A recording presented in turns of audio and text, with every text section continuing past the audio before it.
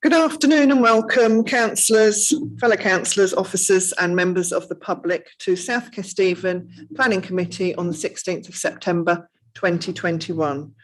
I'm not aware of any fire practice drill taking place today, so if the fire alarm does sound, then please vacate the building via the fire exit. I'm Councillor Helen Crawford, Chairman of Planning, and we have with us today, Vice Chair is Councillor Judy Smith, Director of Growth and Culture, Nicola McCoy-Brown, Assistant Director of Planning, Emma Whittaker. This is Emma's first meeting with SKDC, so we'd like to give a very warm welcome to Emma and look forward to working with you. We have Specials Projects Manager Phil Moore, do we? No, not today.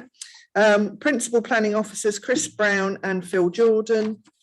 Senior Planning Officer Adam Murray, and Democratic Services we have Alice Atkins and Graham Watts.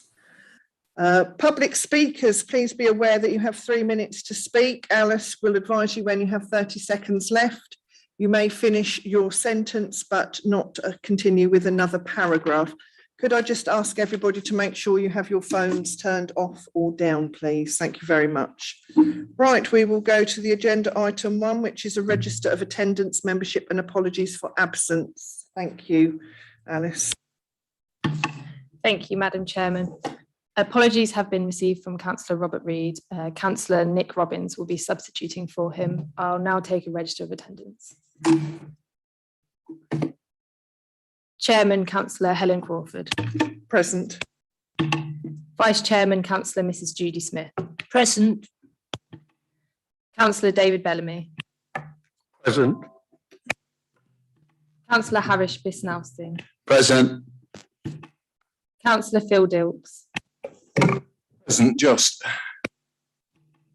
Councillor Mrs. Rosemary Cabry-Brown. Councillor Penny Milnes. Present. Councillor Charmaine Morgan. Councillor Nick Robbins. Present. Councillor Penny Robbins. Present. Councillor Ian Selby. Present, and a warm welcome to Emma as well. Councillor Jackie Smith. Present. Councillor Judy Stevens. Present. Thank you, Alice. Item 2, disclosure of interests. If anybody has any interests they wish to disclose, please do it now. If you haven't, or if you think of anything in the meantime, then please make us aware. Thank you. Item 3, minutes of the meeting held on the 26th of August. And we've had them come. Is everybody happy with those? Any? Councillor Morgan's just arrived. So thank you. Everybody happy with the minutes? Can I have a proposer then, please? Oh, Councillor Judy Smith proposing, Councillor Harish Bisnowsing seconding. All those in favour? So that's 1, 2, 3, 4, 5, 6, 7, 8, 9, 10, 11. Thank you. Those against? Those abstaining? 1. Lovely. Thank you very much indeed. Right. We will go. We have a numerous speakers with us today, so we'll go with over to Councillor Judy Smith to tell us who they will be. Thank you. Thank you, Madam Chairman. The speakers today are agenda item 4, application S21 0458. Use of land for B8 outside storage at Rosalind Business Park, Rosalind Way, Long Bennington. And Parish Councillor, Councillor John Levenhall, will speak on this item and on the following item, agenda item 5, S21 0459. And that also relates to use of land for B8 outside storage. And the applicant's agent, Mike Sibthorpe, will speak also on the first item. I don't know if Mr. Sibthorpe wishes to do the same. Thank you, Mike. Thank you. and they will be allowed to speak for 4 minutes on those two items, 4 minutes altogether. Thank you. Agenda item 6. We haven't anyone to speak, and on agenda item 7, application S21-2178, erection of a single 2-storey detached self-built family dwelling and single-storey double garage with associated landscaping works at Bridgehouse, Village Street, Pickworth.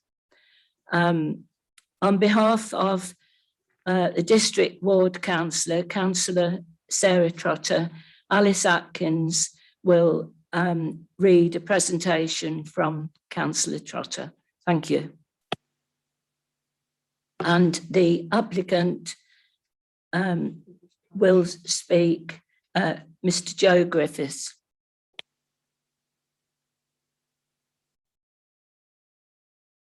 Sorry, on behalf of the Parish Council, Ian Roberts. And on agenda item 8, application S21-1219, the applicant's agent, David Morgan. Thank you. Thank you, Councillor Smith. Thank you. Right, we will go on to application or item 4, application S21-0458, with our first speaker, which is Councillor John Levenhall. If you'd like to come, and you're going to speak just the once for the both items. Thank you very much. Sorry, I've got that the wrong way round. I don't know where my brain is today. We're going to have the officer's presentation first, then you can come and speak. Sorry.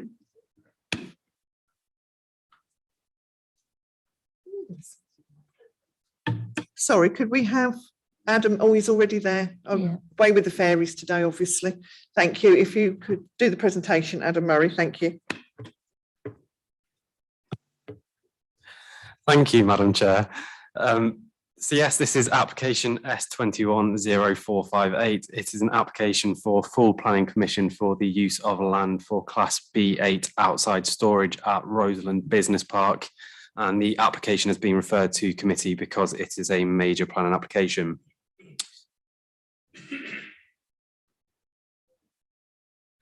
So the key issues with this one is the principal development, impact on the character and appearance of the area, impact on neighbouring land uses, and highways impact and transport infrastructure. And just in terms of the site itself, the site is an area of about 8.27 hectares at Rosalind Business Park, which was formerly the Normanton Airfield and has been subsequently used for a variety of commercial uses. Site is accessed via Rosalind Way, which is a purpose-built access route which connects to the A1 northbound carriageway. And just to draw members' attention to that in terms of the actual access arrangements, vehicles travelling to or from Rosalind Business Park from the south can come directly from the A1. You can see the slip road that comes off the A1 to the south here and then connects on to Rosalind Way, and likewise vehicles exiting Rosalind can do so via a slip road onto the A1 there. However, vehicles travelling to or from the north generally have to do so via coming through Long Bennington itself, heading up to the A1 to the north of the village. In terms of the actual application site itself,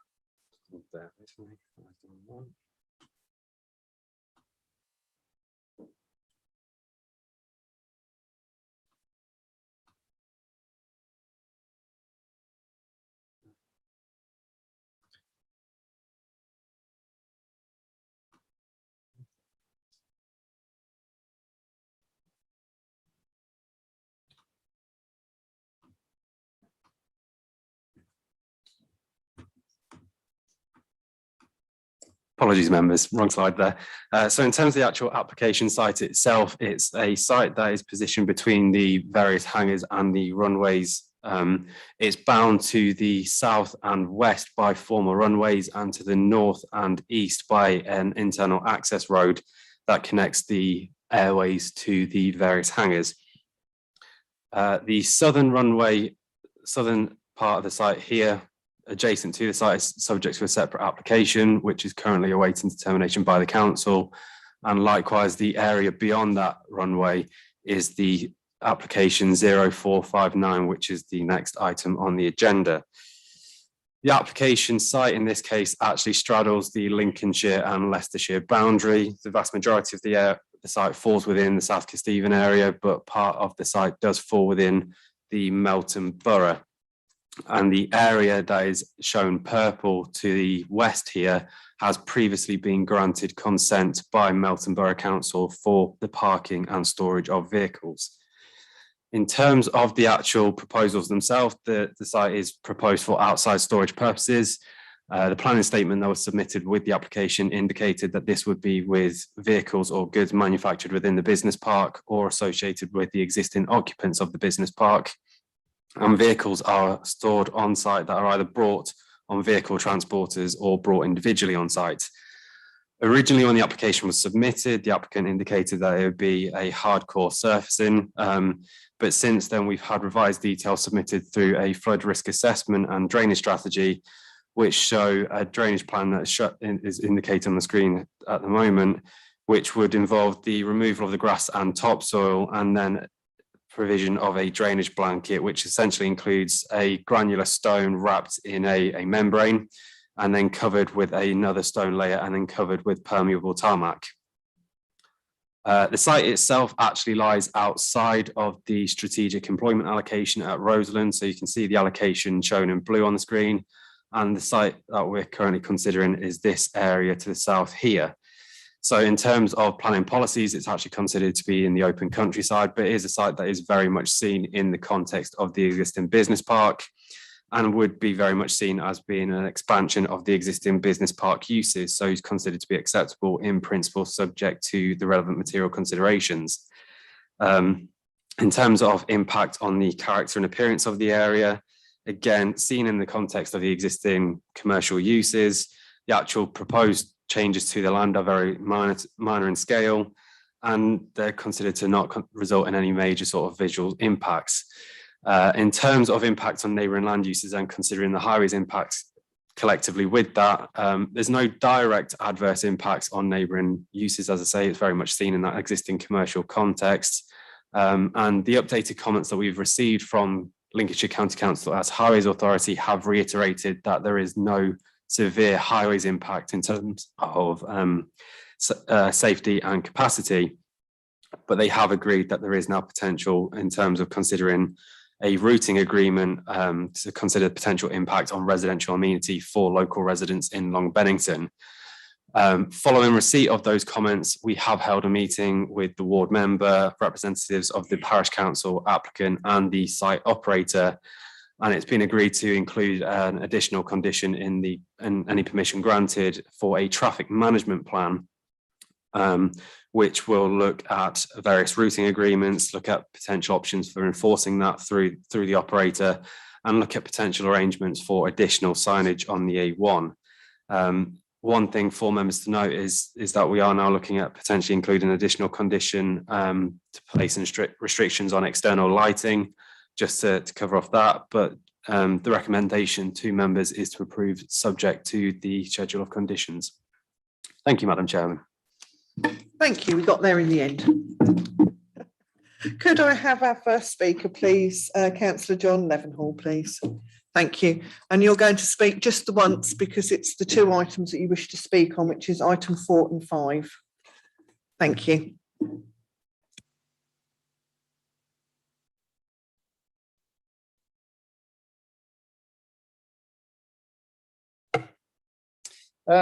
Chairman, members. Okay. Chairman, members, I speak on behalf of the Parish Council. Our original reason for speaking was to emphasise that Long Bennington Parish Council and residents are extremely concerned about ongoing threat of HGVs and LGVs, that's 3.5 to 7.5 ton vehicles, passing through the village due to the increase in car storage from 20,000 to 70,000 vehicles that we believe is planned in this application.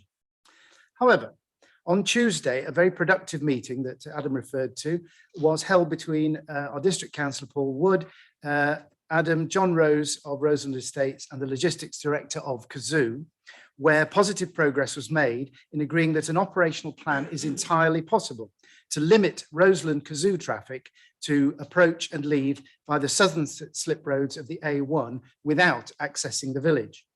It's therefore my role in this meeting to ask that the Planning Committee approve the resultant proposed planning condition to require formulation of a travel and transport plan with a credible transport assessment that prevents Rosalind traffic for Kazoo using Long Bennington, and that this plan should be consulted to Long Bennington Parish Council so that we can satisfy residents that it will create what we need.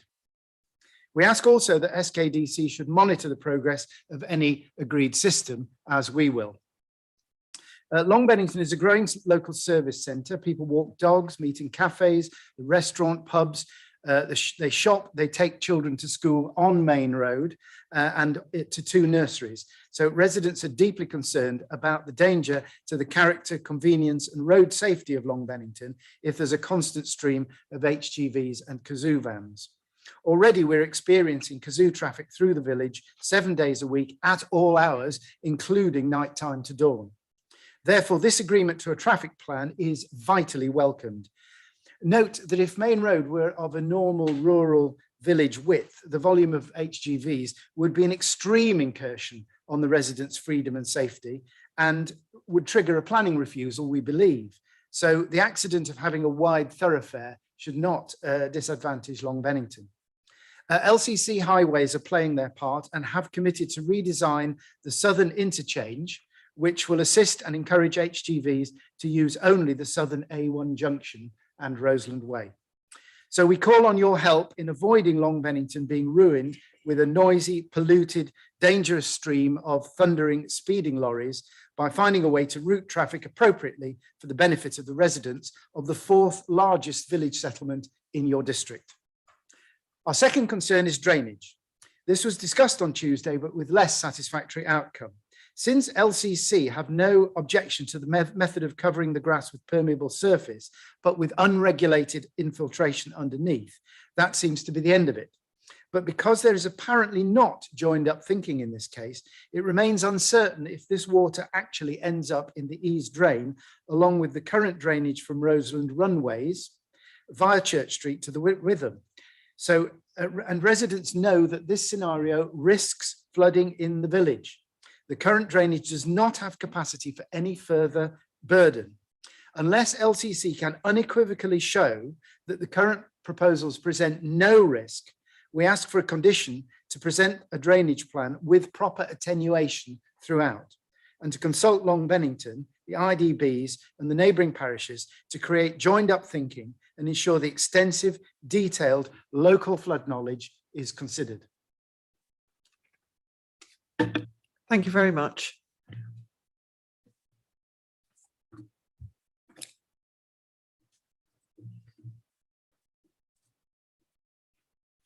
And our next speaker will be Michael Sibthorpe. Thank you.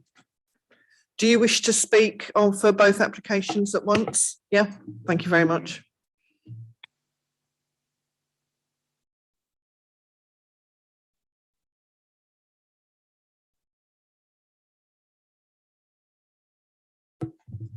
Thank you, Chairman. I speak to you today on behalf of the applicant and the tenant, Kazoo. Just one initial point to clarify. The existing runways at the airfield site have a long-standing lawful use for storage purposes anyway. So these applications are simply to effectively fill the gaps between the existing runways. So the existing runways are already used for vehicle storage, and this is simply to fill the areas between them. So it's not a new use as such, it's an expansion of the existing storage use that's taking place. I believe that Adam has described quite clearly the application proposals and the relevant issues. The Parish Council has previously outlined a concern about vehicles passing through the village en route to the business park.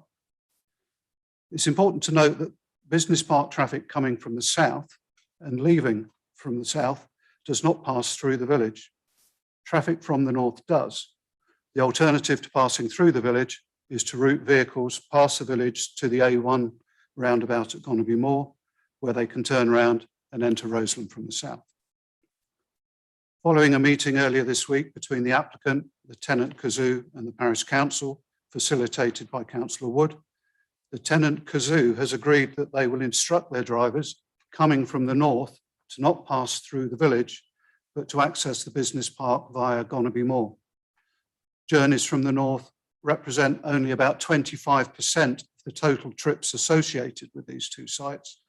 Most will come from the south in any event. The applicant and tenant are agreeable to the revised conditions suggested by the planning officer for a traffic management plan that will address these matters and their enforcement. All the Kazoo vehicles have tracking devices that will enable the company to know if the routing agreement is not being followed. We believe, Chairman, that this routing agreement condition will go a long way to addressing the Parish Council's concerns, and I think we've just heard from the Parish Council that they are supportive of the approach being suggested. Whilst the agreement will impose additional costs upon the operator, they are willing to route their vehicles away from the village to minimise impact of the use upon village amenity. The tenants in this case, Kazoo, are a significant employer at the airfield, and the increase in storage capacity will further increase employment at the site. The airfield site is tailor-made for the type of storage use contemplated and can be accommodated without impacting on the wider area. The site is almost completely screened from view from the surrounding area.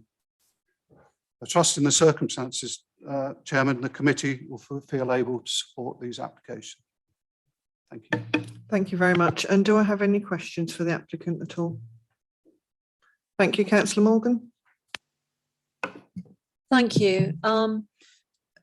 Through you, Chair. I understand that we've only very recently had some of the terms agreed regarding this application with the Parish Council. Just want to check that Lincolnshire County Council Highways have approved the proposal regarding the new route. Can you answer that, please, for me?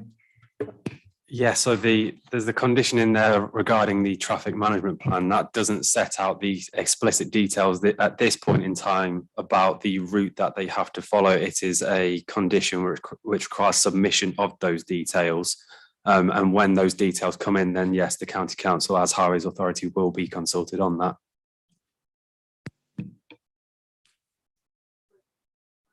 Well, hang on. Is it a question for the? Yeah, but is it to the applicant? Right, okay, thank you.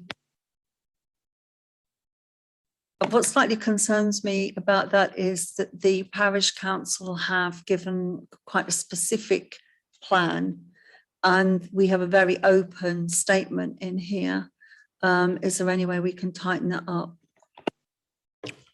So the condition that's drafted, it's condition 4 and the additional items actually includes a requirement for the submitted traffic management plan to show evidence of consultation with the Parish Council in formulating that plan that they submit. Thank you. So there's no questions for you. Thank you very much. Right. Do I have any questions for the officer? Thank you, Councillor Selby. Thank you, Madam Chairman. The question is it realistic or that there may be the possibility of that just south of Long Bennington off the A1, the County Council might actually put a road in there to then they won't have to, traffic won't then have to go down to Gonnaby Moor. Is that realistic? And if so, what sort of timescales would be looking at? I know that's a difficult question to answer, but yeah, your thoughts on that, please. Well, we wouldn't be able to answer on behalf of the County Council anyway, would we? So we can't answer that bit. Thank you. If you asked us the first bit, thank you. I think, yeah, we can't obviously suggest what the county council may well do. I think in terms of the applications that we've got in front of us, it's not something that could be reasonably considered as being necessary for those applications, just because the county council have said that the impact's not severe given the scale of sort of application that we're looking at as well. I think in fairness for an additional slip road or additional roads onto the A1, that's going to need quite a substantial sort of build proposal to generate sufficient revenue to do that sort of a scheme, which is probably not sort of comparable to the nature of the proposal that we've got in front of us today.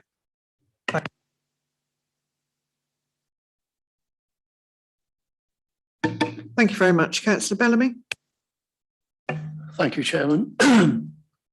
The Parish Council mentioned the flooding, and we know that flooding is an issue in Bennington from a previous housing application that we had only a few weeks ago.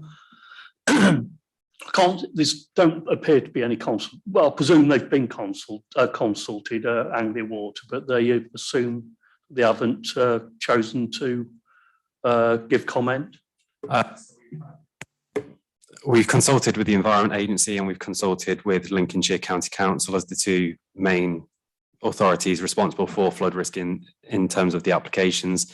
They've both come back to either say no comments in the case of the Environment Agency or no objections in the case of the County Council as lead flood authority. Thank you. Councillor Dilks. Thanks, Madam Chairman. Thanks for the presentation. I just noticed in the paperwork on page 10, the ward councillor was asking for a condition concerning overnight parking, and will that be covered in the proposed traffic management plan? So in this case, the ward member referred to a condition for overnight parking, which was for previous applications for B1, B2 or B8 use at the actual hangars itself. Now, the nature of those applications, the scale of movement involved in those applications was considerably greater than the nature of applications that we've got in front of us at this point. So there's no particular indication that there's a requirement to provide overnight parking as part of these current applications. It's not considered that that would be reasonable in terms of the scale of applications that we've got in front of us on this occasion, as opposed to when that condition was previously considered for the previous applications. Thank you. Councillor Milnes. Thank you. I'm a little bit concerned, about the way we're looking at this in a piecemeal fashion. We've had several applications now coming in over a couple of years and previously. And it strikes me that we look at each one in a piecemeal way. That's the amount of traffic. I really do think we need to be taking a more overall approach and be putting pressure on LCC if necessary to take all this as cumulative. And there's more expansion room, isn't there, at the park for more traffic. And I just wondered what we can do about that, because I hear what you say about the overnight parking, for example. It is an issue in Long Bennington and has been for many years. And just because this is just a bit more, it all is adding up. And I think we should take a better decision on that. Is there any way we can now include it? And also, how can we, whilst we're looking at these individual applications, bring this wider issue to bear of traffic and parking, etc., etc.? Thank you. Yes, you're quite right, Councillor. In terms of the way that applications in terms of highways impact have to be considered, they are supposed to consider it from a cumulative perspective. So I think the wording is to look at proposals not only sort of impacts individually or cumulatively with other proposals in terms of considering that highways impact. So County Council as Highways Authority, when they're providing their comments, should be doing so with that sort of wider spectrum sort of viewpoint when they're providing their comments. So the fact that they should be doing that in terms of their comments and then come back to us to say that they don't think it is a severe impact is where we are then in terms of any requirement for overnight lorry parking, because it's not considered to be a severe highways impact. It's not considered reasonable for us to then impose a condition requiring that to then be provided. If I can just come back on that, please. we are now including a condition to protect the amenity and character of Long Bennington. And it comes under that consideration, not just purely highways and severity, which we know never is severe enough. And I'm very pleased to see that that condition is now, we're moving into that zone of looking at it in a wider way. Could we not look at it under that side of the house and increase what we're putting in the condition for that reason?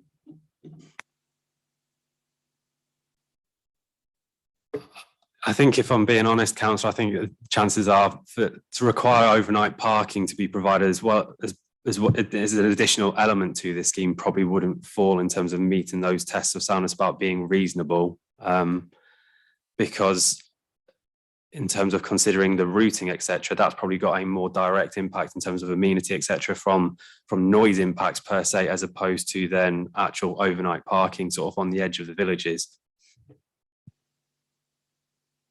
Thank you. But just one final point on overnight parking then, because we know it is a problem in Long Bennington. We've heard about it before. And also, I believe that they have now got around to finding a way to remove the existing casual overnight parking that's been happening. And I accept that's at the northern end of the village, but it could still happen. And a known issue that we're adding to. I just don't understand why we cannot keep making these little steps forward. So I'll leave it there. Thank you. Councillor Bisnair-Singh, did you want to? Thank you, Madam Chairman. Part of my question may have been answered, but I'm also very concerned, looking over the years that we have been considering the development in this park. Each time, as my colleague Councillor Milne just said, is just we look at it piecemeal, each thing's of it. So I feel cumulatively, I think there's a very large site there.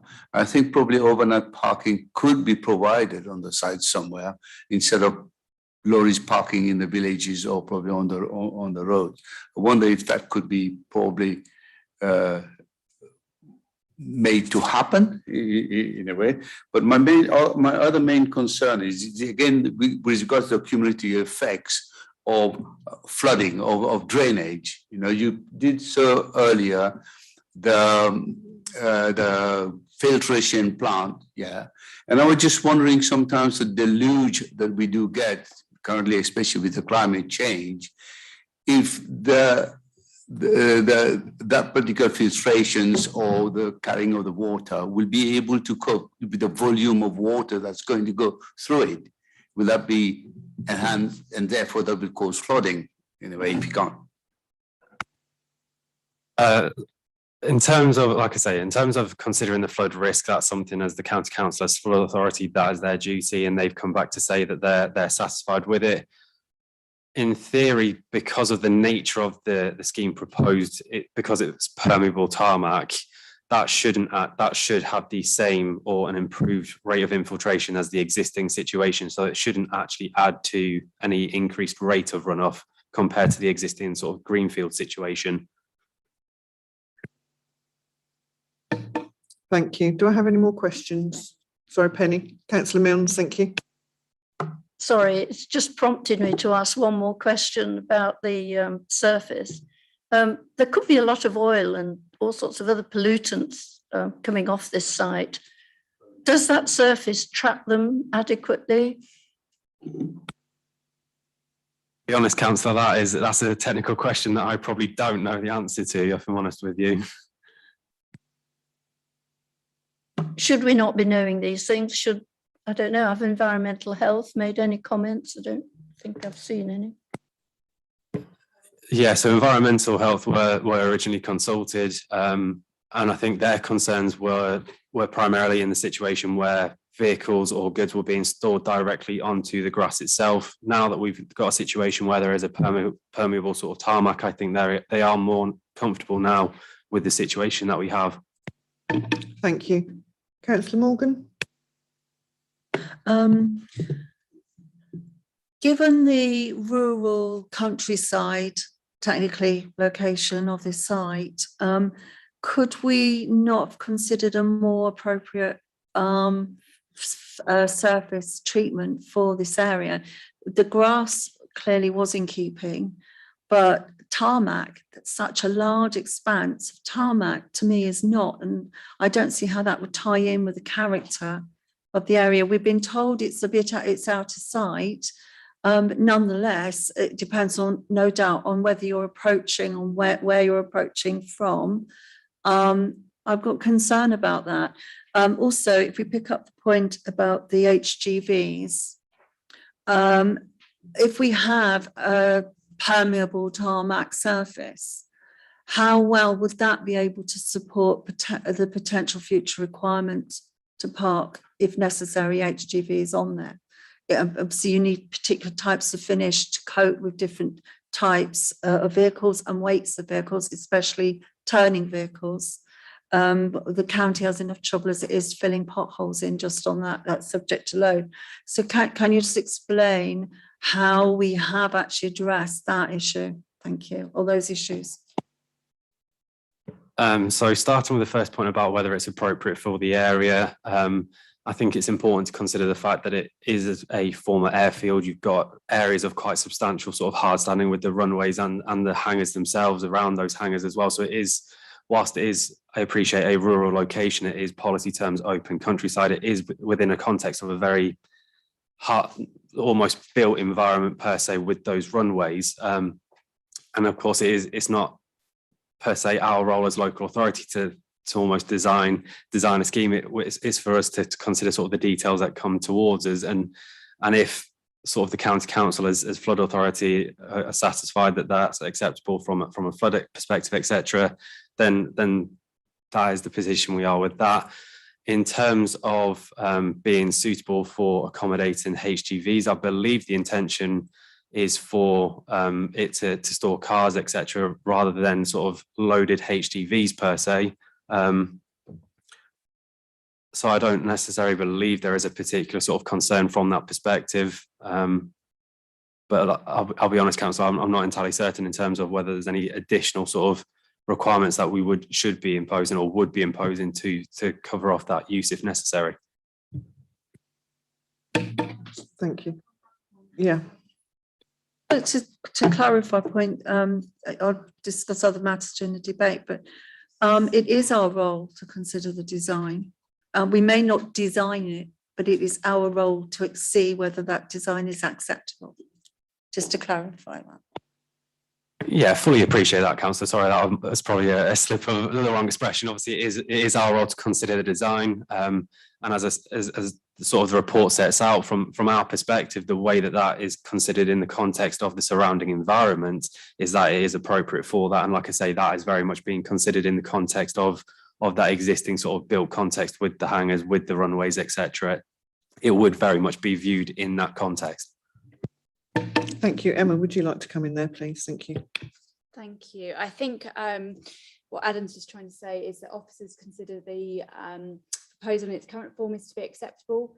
That is the proposal that's in front of you. That's the proposal you need to make a decision on. But clearly, if the planning committee felt that it was not an appropriate surfacing, then that's obviously something that you need to decide whether to refuse the application or defer it to request a different surfacing. That's the judgment that's for you as a committee to make today. Thank you.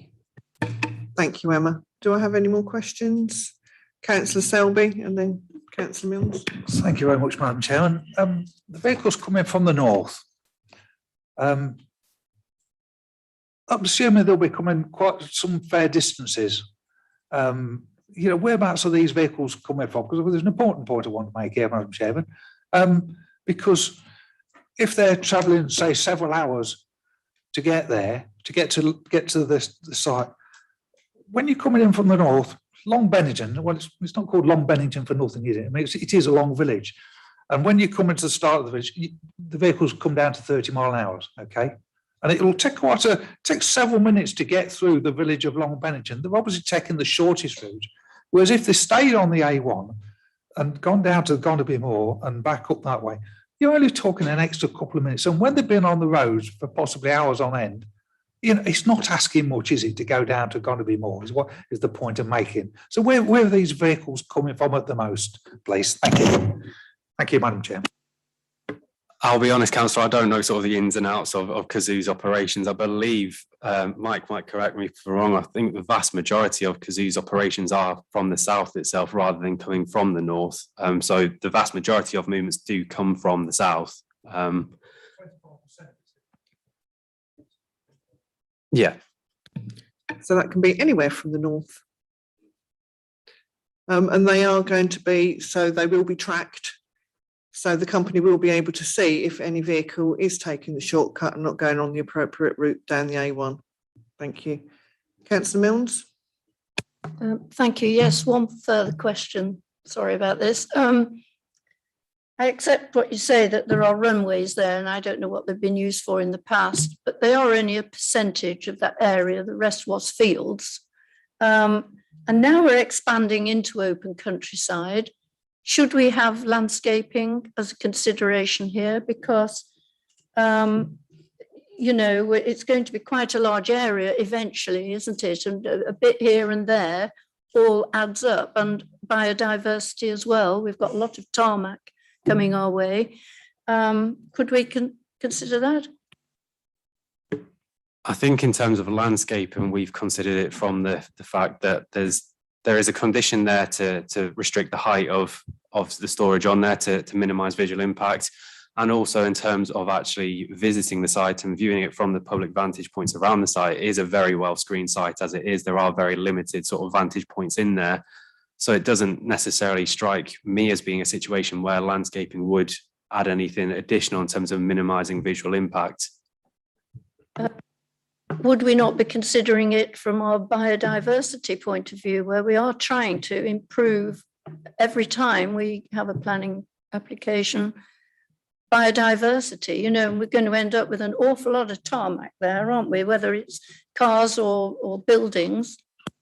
Yeah, that may well be something that members may wish to consider from that perspective. I think without having, the applicant hasn't submitted a ecological appraisal, but the assumption probably would be in these sort of circumstances, with it being grassland, that it's probably a relatively low ecological value as it stands. But yes, it may well be something that members want to consider in terms of improving biodiversity value. Thank you. Do I have any more questions, any more discussion in debate? Does anybody wish to raise anything? Right, Councillor Dilks. Thanks, Madam Chairman. It would seem to me that the site is the right place for this type of development, although I understand the concerns about traffic that have been raised. I also would like to congratulate my colleague, Councillor Paul Wood, as the ward member, for calling the meeting, which brought together all the parties, including the planning officer, the applicant, the parish council, and Kazoo, I gather. And they seem to have found a mitigation to the traffic problems, or at least a way forward. On that basis, I'd be happy to propose approval. Thank you, Councillor Dilks, and I would be happy to second that. Thank you. Councillor Milnes. Yes, well, I'm very pleased also with the progress that's been made on this traffic issue in Long Bennington. There still remains the overnight parking issues and temptations. Could we not include in the condition about overnight parking in the report that we're going to have about traffic? At Donaby Moor, there is overnight parking that, if they can't be facilitated on the site, that they go and park down there and not on roadsides or in the village. And secondly, in order, I think I would like an extra condition about landscaping and a bit of extra biodiversity. Again, is this piecemeal approach? If we're not careful, no site will have it, because it'd be this and then that. So that would make it perfectly acceptable as far as I'm concerned. Then I would be willing to go with the vote. Can you answer that for me, please? Yeah, I think just to stress to members, in terms of the overnight parking, as we discussed, there is the previous applications which require the provision of overnight parking as part of the reserve matters for those applications would still stand, are still extant. So there is still that requirement for overnight parking as part of those schemes that would provide an option theoretically then for the operators of the current sites as well. And yes, in terms of landscaping condition, if that's something that members feel is necessary to make the development acceptable, then that is for them to determine, and we can include a condition to that effect. Thank you, Councillor Morgan. Happy to second the proposal to have a landscaping condition, and it's kind of where I was heading to earlier. I think it is extremely important. It is a rural area. There is biodiversity, even soil. We're tarmacking over a huge area. I'd hate to calculate how many insects, spiders, worms, and everybody else currently are living in there who won't be once it's covered over. So if we can make up for that in some, and also there's a separate issue about shade. It's right out in the middle of nowhere, and we're talking about parking, or anybody, and the hotter weather we're getting, the provision of shade is becoming extremely important. Say if members want to include a landscaping or a condition for the submission of a landscaping strategy, then that is their prerogative, and we can look to. Thank you, Councillor Dilks. Do you wish to include that?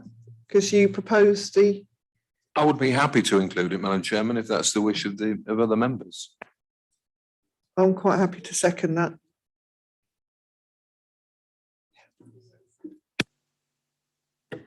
Thank you, Chairman. Can I just clarify, just because we have to put reasons on conditions, there's been mention of landscaping from a visual perspective, but also a biodiversity perspective. Is it one or both of those reasons? That's I think we just need that clarifying, please.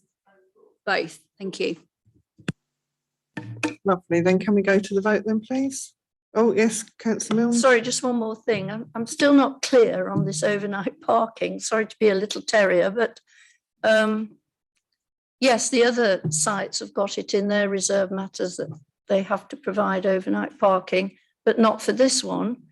And why can't we just carry on with that? Why can't we include it in the traffic management plan? Thank you. I think in fairness on that one, Councillor, as I say, it's the important consideration is that a condition has to be in place to make a development acceptable. It has to be shown to be reasonable from that perspective. As officers, our assessment is in this instance, it is not considered to be reasonable. It's not considered to be sort of proportionate to the application.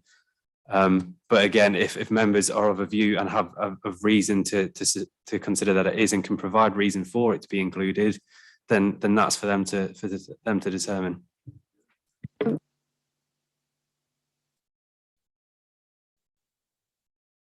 Sorry, a continuation of the reason you've already put on for the traffic management plan. The same applies for this overnight parking. It's to do with the character and amenity of Long Bennington.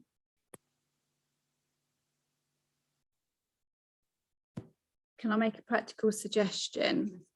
So we could include in the condition that's in the papers in front of you, a request that they look at options for overnight parking. We have to be mindful that if there's overnight parking provided on the wider site, that there shouldn't be any reason why the HGV drivers couldn't use that facility. You can also provide facilities. You can't make somebody use them, unfortunately, if the drivers wish to travel somewhere else first before they park up. But we could certainly add another criteria to ask that the developers also review the possibility of providing overnight. So it's not a certainty that we'll get some, but we could ask for that if that is something the committee wanted. Councillor Milnes. Thank you. That would sound reasonable, and obviously it would then be part of the discussions for the traffic management plan to sort out. Thank you very much. Right, thank you. Councillor Dilks, are you happy with that? Yes, I'm happy, Madam Chairman.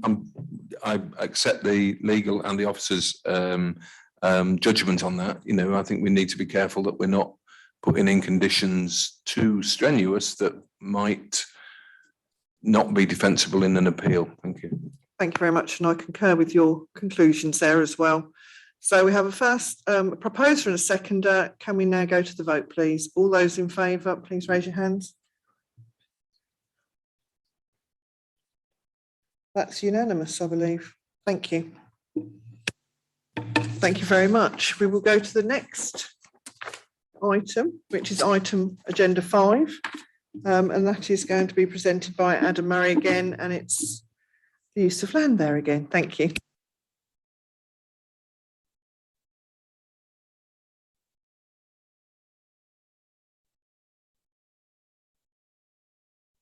Thank you, Madam Chair. I'll try and spare members from having to almost go through the same presentation again. Again, yes, this is an application for full planning permission for use of land for Class B8 outside storage at Rosalind Business Park. Again, it's been referred to committee as a major planning application. Again, key issues in this one are the principle of development, impact on the character and appearance, impact on neighbouring land uses and highways and transport infrastructure. And in this case, the site is 9.7 hectares of land, around 24 acres. And again, it is positioned between the hangars and the former runways. The access situation again with the A1 is as discussed. And this is the land in consideration outlined in red here. In this case, the site falls wholly within the South Kesteven boundary. And as we say, the northern runway is currently considered for an application for a vehicle call-off facility, and the land beyond that is the application that is just being considered. In terms of the details, again, it is an exact replica of the previous situation. It is use of land for outside storage. Again, that storage is intended to be for vehicles or goods within the business park or associated with the existing occupants. And again, the scheme has been revised during its consideration to include the submission of this drainage plan.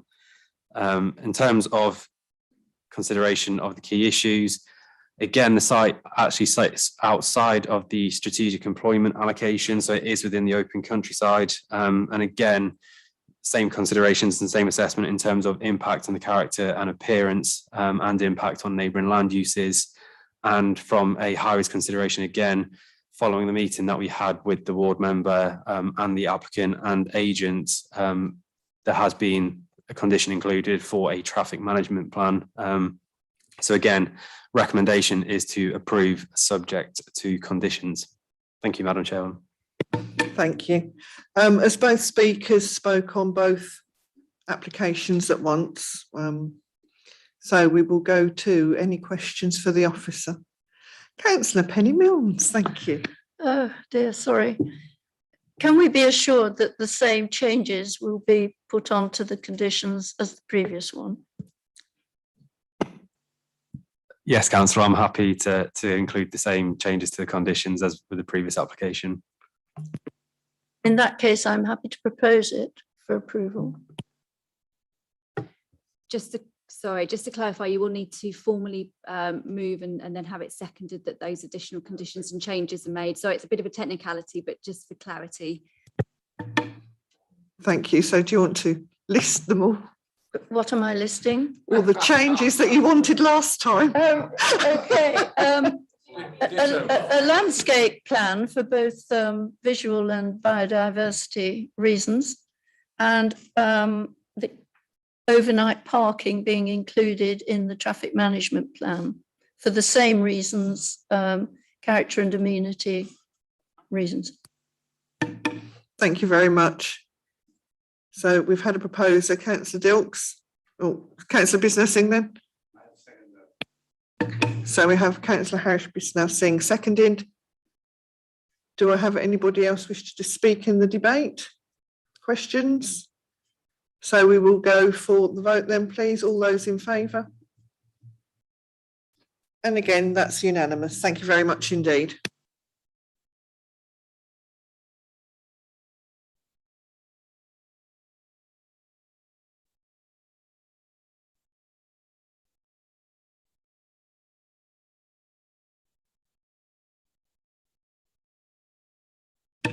Thank you, Adam, for those presentations. And we go to agenda item 6 now, and we will have Chris Brown presenting. Thank you.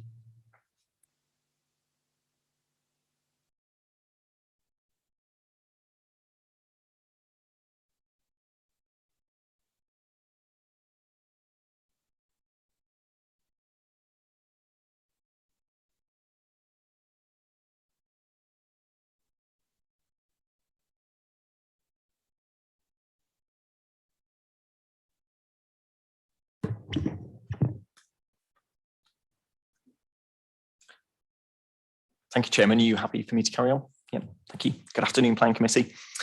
This application is S21-1514, and the proposal is for the removal of the existing portable office building and toilet block, erection of a new office building, and that's including staff welfare facilities, canteen, drying room, toilets and showers.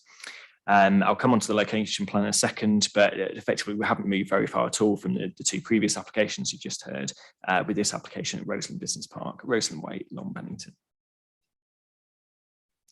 The key issues as part of this application: the principle of development, the impact on the character and appearance of the area, impact on highway safety, and impact on neighbouring land uses. So this is an overview of the site. So again, you'll be very familiar now from the two previous applications over where we are in the district with this site on the existing business park, which is protected for employment use. And Hangar 8, which is run operated by an events company, is highlighted there on the slide for you. This is a more zoomed in aerial view of the site. So this shows the existing site on the business park. There's the existing Hangar 8 shown where it says ESG rather, and then the existing offices and toilet block is immediately to the north of the hangar building. That's a block plan showing the existing site layout. This plan has been moved slightly on its axis, so north is now to the top right hand side of your screen. That's a photo of the existing office building. And again from the other side. And then this is the proposed block plan of the new building proposed to replace the existing. The proposed floor plan showing the office layout together with the facilities proposed in the description of the proposal.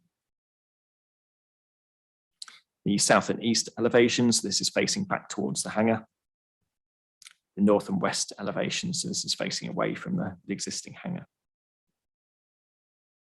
In terms of evaluation of the application, the principle of development is considered acceptable with the site on an existing business park protected for employment use.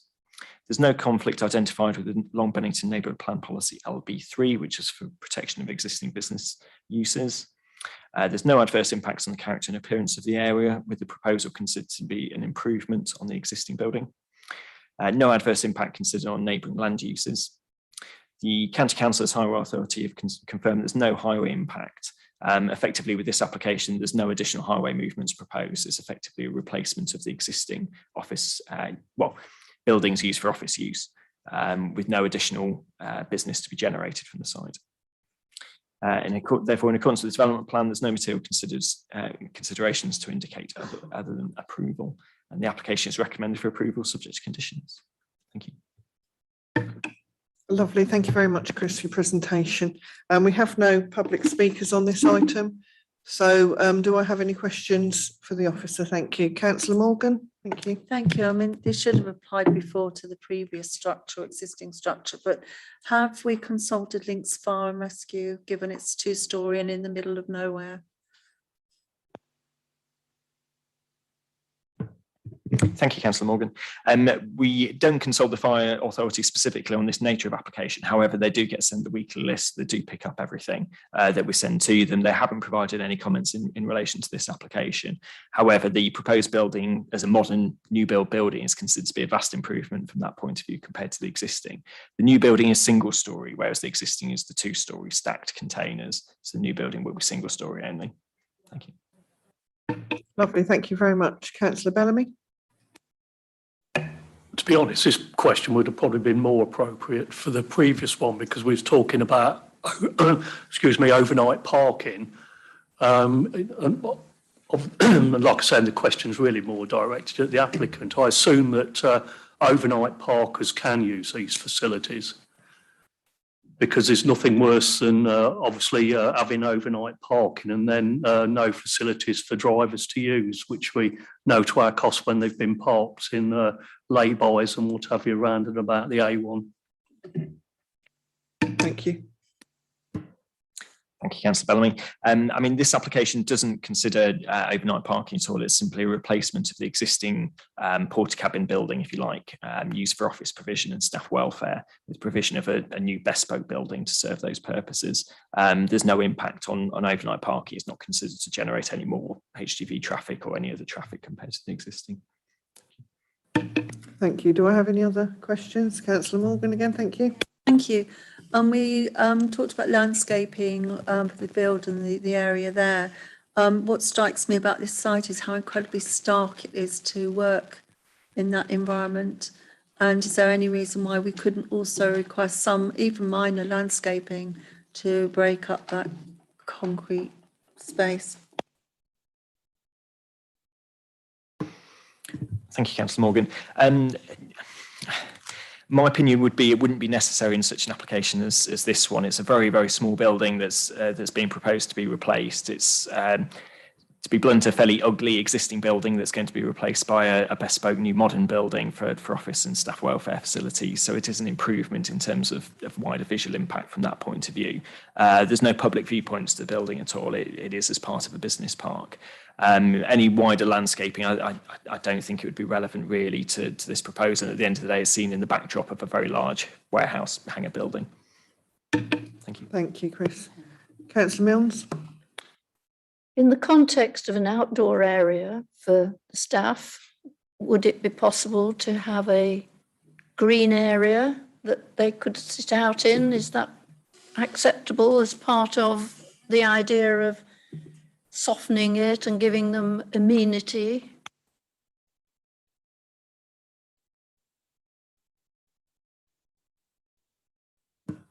Thank you, Councillor. Again, I think with this application, the improvement is significant in terms of the nature of the building for staff welfare facilities. I do appreciate your comment about the access for people to sort of have a wander around on their lunch break or grab a sandwich, that type of thing.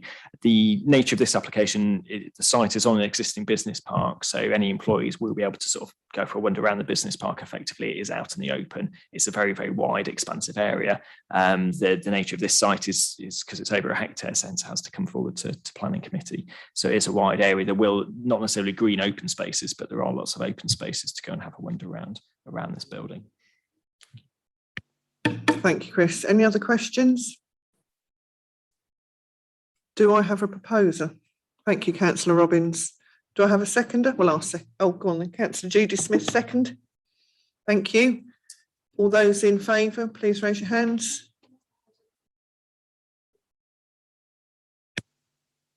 Councillor Morgan, you need to be quicker. Wave at me better so I can see. Right, yeah, I'm sorry, I don't actually accept the officer's argument about the landscaping. Even the Victorians at the industrial estate in my ward actually provided some landscaping. Now, even our RAF airfields had bushes and shrubbery, etc., in the vicinity. I really don't see that it would be an unreasonable request to put some form of greenery to break up just around the edge of that building. Pick up the point about members of the public, but to me, the people working there is important. And we as a council make quite a meal about people's well-being. And there's nothing like a little bit of greenery to really help people's mental health. And I don't see why. And also, we're talking not about, yes, I totally agree with your comment about the building being enhanced completely, but we don't just have to stop there if the opportunity is here. And we also have within our core strategy and our local plan, and bearing in mind the overall rural site, the need to enhance where we possibly can. So again, it would be for the landscaping and also biodiversity opportunity that there could be. Thank you. I'd like to propose that we have a landscaping condition. I'd second that. Thank you. Well, we'll go with the vote for the first one. So all those in favour with the original proposal, please raise your hands. Your proposal is what is written down as the officer has said. Sorry, I can't hear. Everybody's talking at once. So can Councillor Nick Robbins, please? Consider the amendment first. Right. And if that's lost, then you go back to the original. I thought it was the other way around. Right. So the amendment is you would like. Condition including landscaping. around Thank the you. And that building. was seconded by Councillor Penny Milnes. So all those in favour of that, then please raise your hands. 5. Is that right? 2, 4, 6.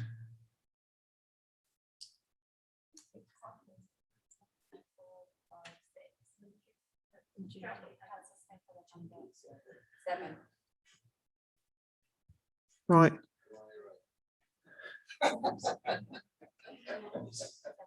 Seven. Right. All those against that one? 1, 2, 3, 4, 5.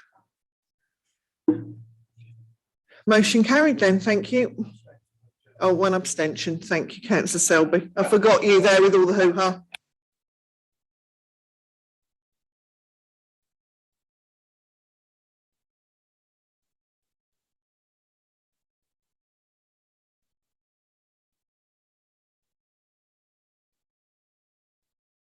Ten-minute comfort break, then be back here at 20 past, not a second later. Thank you, Councillor Selby.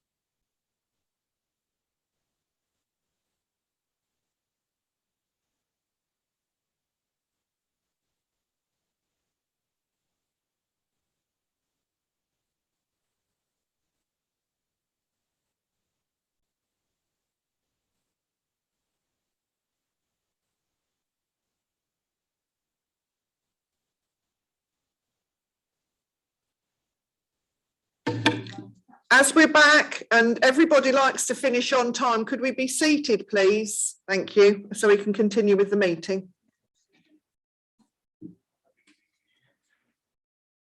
Not on my watch. Thank you. Could we be seated, please? Thank you. Thank you. Right. Agenda item 6, I've been told we agreed the amendment, but not the amendment to the substantive. So we need to have a vote on the substantive. Is that correct, Graham? Lovely. So all those in favour, please. In favour of it all? Thank you. 1, 2, 3. That's 12. 12 for. Those against, those abstentions. 1 abstention. It's carried then, thank you. Item 7, Chris will be doing the presentation for us. Thank you very much, Chris. Thank you, Chairman. Item 7 is application reference S20/2178. The proposers for the erection of a single 2-storey detached self-built family dwelling and single-storey double garage with associated landscaping works. And this is at Bridgehouse, Village Street in Pickworth.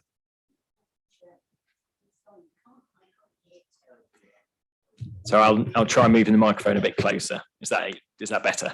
Yep. The key issues raised as part of this application are the principle of development, impact and character and appearance of the area, residential amenity, highways issues, flood risk and drainage, ecology and biodiversity, and sustainable building.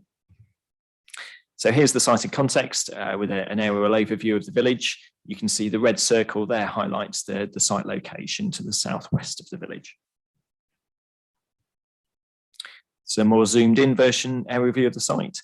So again, now the site is highlighted in red. The village hall, which I'll come on to in further pictures, is shown immediately to the west of the site. The host dwelling, if you like, the application site is Bridgehouse, sited to the east of the site. And to the north is Venduvas, a relatively modern building on a large plot immediately to the north of the site. Again, that's the site location plan. Now a separate zoomed in version. So this is an aerial photo again of the site. The village hall is the building there you can see on the left hand side to the west. And again, the host dwelling there, Bridgehouse, on the right hand side. This is a view from inside the site. This is now looking back towards Village Street. So this is looking north to where the proposed access will be. This is looking east. So this is the existing Bridgehouse, the existing host dwelling, their side elevation. Again, on the left-hand side there, that's across the street. You can see Venduvas, which is to the north of the site, and then with the side elevation of Richmond House on the right-hand side. And again, that's the village hall on the western side of the site. This is now a picture from the access looking into the site. So we're now on the road looking back towards, so from Village Street, looking back into the site to the south. This is the proposed block plan showing the proposed siting of the garage to be located at the front of the site or to the north, just inside from the northern boundary. And then the block plan, the floor plan of the proposed dwelling on the site. Again, you can see the village hall there and the Bridgehouse on the right-hand side. So this application follows an existing outline consent of last year, reference S20/0475. That was the indicative plan provided.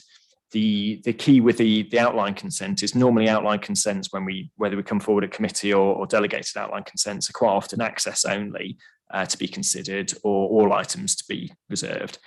With this outline consent, access, layout and scale were all considered and approved as part of that outline consent. This was the initial design proposed by the applicant for the proposed dwelling. This initial design led to a number of objections being received, which are outlined in the report, and led to concerns from planning officers. Moving forward, then this is the proposed elevations now resubmitted and reconsulted upon with the parish council and with the neighbouring dwellings, and now put forward to you today. So if I just jump backwards and forwards, just so you can see the difference between the two. So if I just jump back, that's the contemporary proposal that was initially proposed with a 2-story, but with a series of flat roofs. And now the current proposal, the footprint, if you look down on the bottom right-hand corner, shows the footprint is almost identical between the two. However, it's the design and the materials that have changed. And again, there's the proposed floor plan, which, as I mentioned, hasn't changed too much between the two proposals. The street scene plan, the key one here is the middle one on your screens. So the middle one shows the street scene across Village Street. So it shows the existing Bridgehouse there in the centre of the middle one, the middle slide that is, and then the proposed dwelling onto the right-hand side. And this is an artist impression that's been provided by the agent looking at the proposed site from Village Street.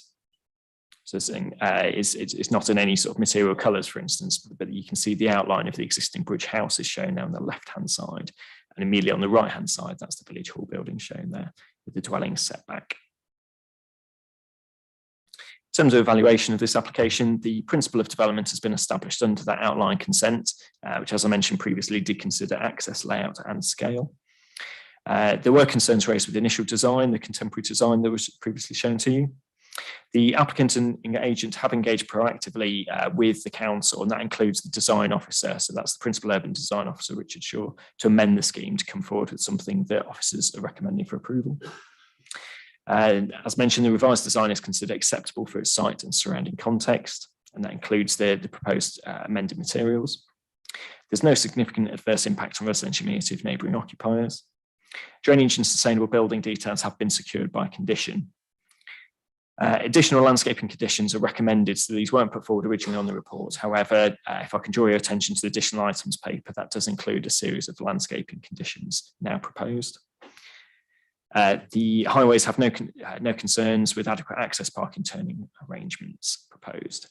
The application is therefore recommended for approval, subject to conditions in the main report and the additional landscaping conditions in the additional items paper. Thank you, Chairman. Thank you very much, Chris. We will go on to, as the District Ward Councillor, Councillor Trotter is unable to be here.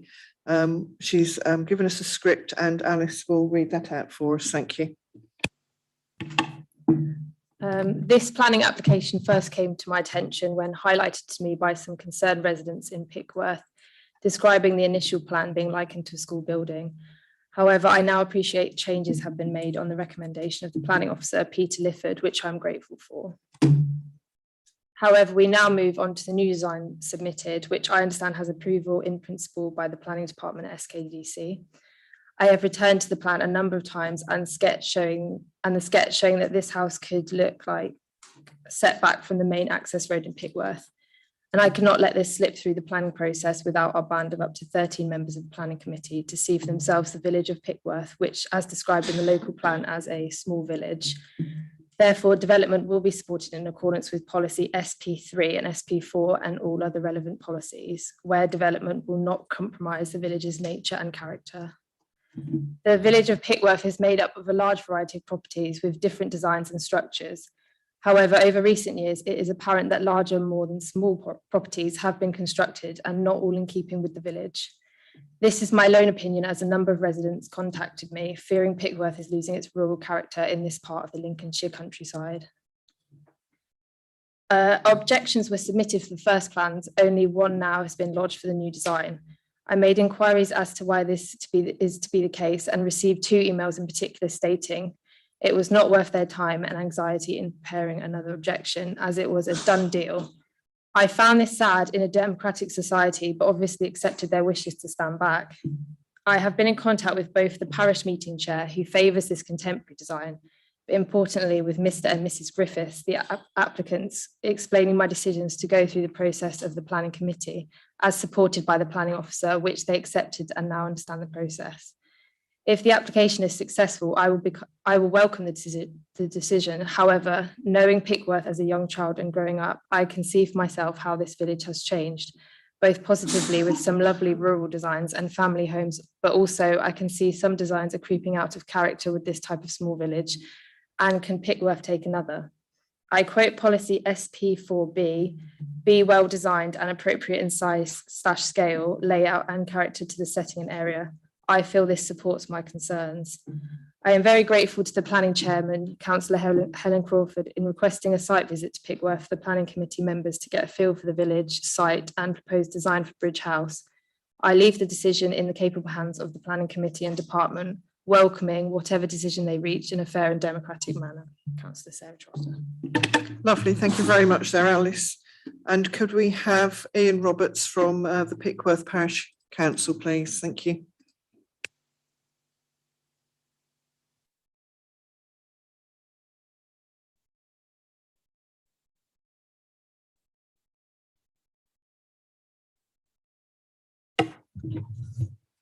Thank you, Madam Chairman, members of the committee.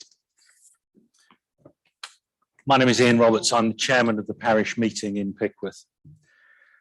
The design of the proposed development is an evolution, as you've seen, of an earlier proposal put forward in the middle of 2020. That original design drew a great deal of criticism from local residents owing to its uncompromisingly modern design. Various critical comments were made by residents, contributing to a general feeling that the proposal would not fit in with other properties in the village. The flat roofs and the palette of materials selected for the original design drew particular criticism. It's worth emphasising at this point that there is no particular design vernacular to the properties in Pickworth, with a large variety of styles and finishes, materials used in the construction of current housing stock.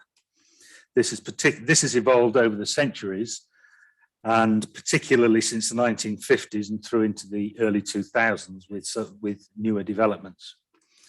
Having heard criticism of their original proposed design, the applicants have worked with their architect and the planning department at SKDC to evolve a design into something which borrows more closely from other houses in the village, and in particular a shift in the palette of materials whilst retaining a modern overall aesthetic. This revised design, which is now on the table for consideration, has been subjected to the same review process as within the parish as the original design. The normal practice here is to circulate details of a planning application to all residents, requesting comments that can then be distilled into a parish meeting viewpoint. Fewer responses were received for the revised design than for the original, but the consensus review was that the revisions made a great improvement to the proposal and would result in a building that fit in much better with the varied design vernacular of Pickworth Village, while still being a modern 21st century design. A full transcript of the comments received has been provided and has been posted on the website at SKDC. Some minor level of concern has been expressed by some that the house will be too big, but given the size of the plot, it has clearly not been necessary to shoehorn the design in. The proposed design will not be the largest home in the village. The house directly opposite, which was referred to earlier on, Venduvas, built in 2007, is approximately 33% larger in floor area, and there are others in the village, both old and new, which will remain larger than the proposal. Having collected the input from many residents, who wish to as many residents as wish to contribute an opinion, on balance, the overall sentiment in the village was that the revised design was either neutral or positive. Therefore, the parish meeting offered no objection to the current proposal. Thank you, Madam Chair. Lovely, thank you very much. Could I just ask you to turn your microphone off, please? Thank you. And then we'll have our next speaker, which is the applicant, Joe Griffiths, please. Thank you.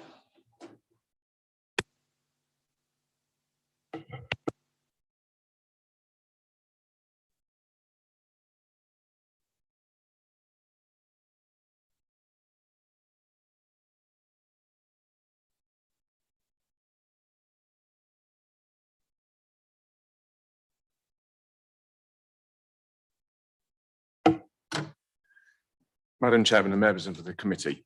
My wife and I have lived in Pickworth for over 10 years in one of the oldest properties. Back in 2019, we wanted to explore the possibility of designing and building a home of quality in the village we love.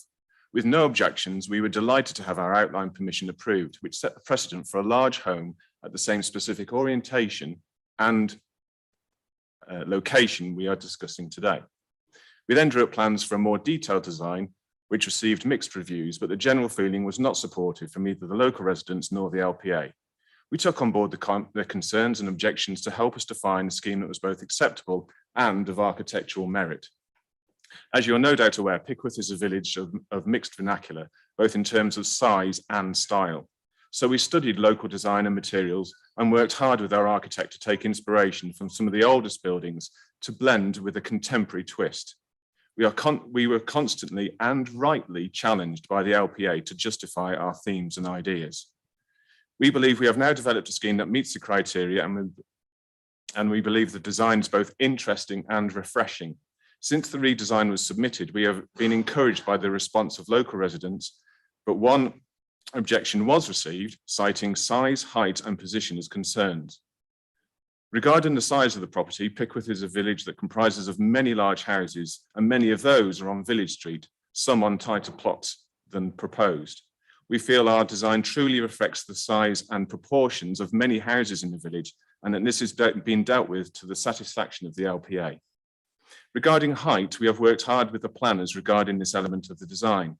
We have looked at properties to the south side of Village Street that sit up on higher ground like our design. Both Richmond House and Spring Farm are of similar height to our design, and we feel this has been dealt with via evidence-based justification and to the satisfaction of the LPA. Finally, the position of the proposal is centred on the same location as was passed in the outline permission. We therefore feel this has been dealt with to the satisfaction of the LPA. For balance, I'd like to quote some responses from local residents. The new design blends the contemporary approach with traditional styles using materials which will complement original houses in Village Street. The size of the new house is good balance for the parcel of land. Another says, the design has been significantly revised and is certainly more in keeping with the street scene. We have no objection to a modern design. 30 seconds. Ultimately, there is little chance of all views being positive, but we feel that we have made huge efforts to produce an application that is acceptable for the majority. And more recently, we were delighted to learn that SKDC Planning Department had recommended the scheme for approval, a further endorsement that our new design accords with both planning policy and local sentiment. Thank you very much. Right. Do I have any questions for the applicant, please? No? Okay, lovely. Thank you very much. Do I have any questions for our officer? Councillor Morgan, thank you. Thank you. I'm just looking at the representations from the public.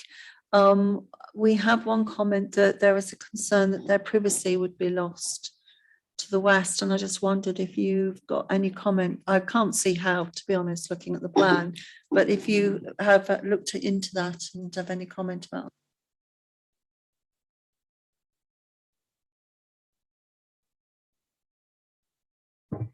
Thank you, Chairman. Thank you, Councillor. Yes, so with regards to privacy, the layout of the proposal has been taken into account.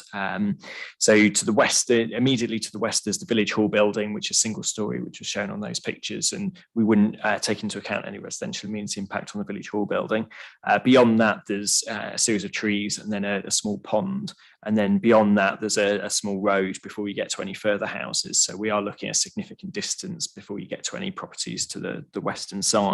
The proposed dwelling is set back well from the road to the north as well. So there's a significant distance to the properties to the north, and to the east is Bridgehouse, the host dwelling. And again, the orientation of the dwelling, the siting of the principal windows, and whilst there is a small balcony proposed on the rear of the property, that will have views directly to the south to open countryside rather than any views out to either side to any neighbouring properties. Thank you. Thank you. Yes, further question? I also am picking up a comment that's been made for evergreen trees to be planted around the property. Has that been considered or taken into account in any landscaping scheme? I notice there are obviously some trees on the plan, but it's not clear whether they're new or proposed. Thank you, Councillor. So we haven't gone into the detail in terms of the evergreen trees versus deciduous trees. However, if I can draw your attention to the additional items paper for this item. So the officer comments state that in order to ensure the proposed dwelling is appropriately assimilated with its surroundings, additional conditions are recommended to secure the appropriate landscaping scheme. And that starts off then with a series of conditions with regards to landscaping. So for instance, your question, Councillor Morgan, with regards to the evergreen trees, that'll be picked up in that proposed condition number 1. Yeah, thank you. Thank you very much. Do we have any other questions? Councillor Robbins? Thank you, Chairman. I'm happy with the additional landscaping conditions in place, and I'm happy to propose this. Lovely, thank you very much. Do I have anybody to second? Councillor Morgan? You're happy to second? Could you say that then, please? I'm happy to second. Lovely. Councillor Milnes? Yes, I too appreciate the landscaping condition. Thank you very much. I appreciate this is a large plot, and I think it can take a large house. I think this second design is obviously a lot better. They have tried to borrow from the broader vernacular, should we say, of the area. And it is important in the smaller villages, isn't it, that we do look at those things. I would have said, going back to Sarah Trotter's comments, that this, I believe, is infill SP3 rather than SP4. And C and D are the two that say it's got to be not an acceptable impact on the occupiers, amenity of adjacent properties, and sensitive to the surrounding properties. I'm hoping that the landscape plan will take into account any impact at all on Bridgehouse, which the applicant himself admits is one of the oldest houses in the village. After all, I think a lot of the main windows do seem to look out towards the site. And I think, if the landscaping plan could take that into account as well. It's not overwhelmed by it, but I think there is an element of some nice landscaping there would really help. I'm not particularly keen on evergreens myself, but that's a personal thing. I don't think they've got the biodiversity of deciduous planting. And so, yes, I think I'm very happy with it now. Thank you very much. Thank you, Councillor Milnes. Councillor Dilks? Thanks, Madam Chairman. I welcome the self-build aspect of the application, and I think we do, as a matter of policy, welcome self-builds. And encourage, I think we should encourage innovative design, and that of course means modern design, it means 21st design. And whilst I understand the objections to the earlier design in a village such as Pickworth, I welcome the fact that there has been the discussion, and that now we've got the improvements, and Pickworth Parish meeting has no objection to it. And again, on that basis, I'd be happy to propose it. Sorry? To second then the proposals. I didn't realise it had been. Sorry. Being proposed and seconded. I was probably asleep. I must have been asleep. So I welcome it. Thank you, Madam Chairman. Sorry if I missed the proposal. Thank you. Thank you, Councillor Bellamy. Yeah, the only comment I would make is that if you look at what's proposed here, and particularly the trees that are going to be staying and the ones that are proposed and one thing or another, then you look at opposite to how stark that building is, even though that was built in 2007. It just proves how far we have probably come on when it comes to keeping, the existing sort of boundaries, if you like, rather than, because that is just open plan. It's just a lawn with a massive stone building stood straight in the middle of it with no fencing or anything, like I say, and obviously this is far better. So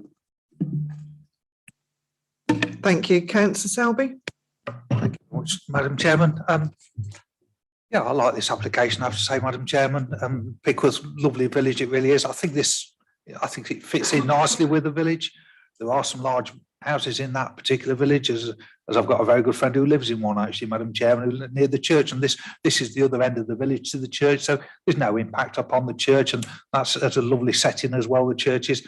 I don't have a problem with this whatsoever, Madam Chairman, and no, I wish the applicant well with it if it goes through. Thank you. Thank you very much. Councillor Caby-Brown. Thank you, Madam Chairman. Yes, quite a good design. I'm not one that takes on modernisation in villages very well, but I'm sure this is up to scratch and looks very good. It certainly, they've changed it a lot, and therefore I'm quite happy to support it. However, I do hope that they will think also of the population of birds and owls, etc. When you put up a modern building like this, usually it has some lighting around it at night, which nobody's going to object to, but it'd be rather nice if they put quite a number of owl boxes up, as well as trees. And when we say trees, it would be nice if they were fairly substantial trees, not little saplings that are going to take forever to grow. So probably one is fairly established tree going in there that should be deciduous, I agree. And as many fruit trees as possible for the birds to have. And that would be absolute pure delight, I should say then. Thank you. Thank you, Councillor Morgan. Thank you. I was just picking up, following on the comment regarding the evergreens, because I do agree, actually, they can be really quite bleak. But yew trees English yew trees are actually both good for the environment and wonderfully in keeping with a lovely village setting. So I'd suggest a mix actually of yews and deciduous if we're looking at the landscaping. And I do agree that you do want them to be of reason, not 2 inches high. Yews can take a very, very long time to grow, as from my own experience. If we could just add that.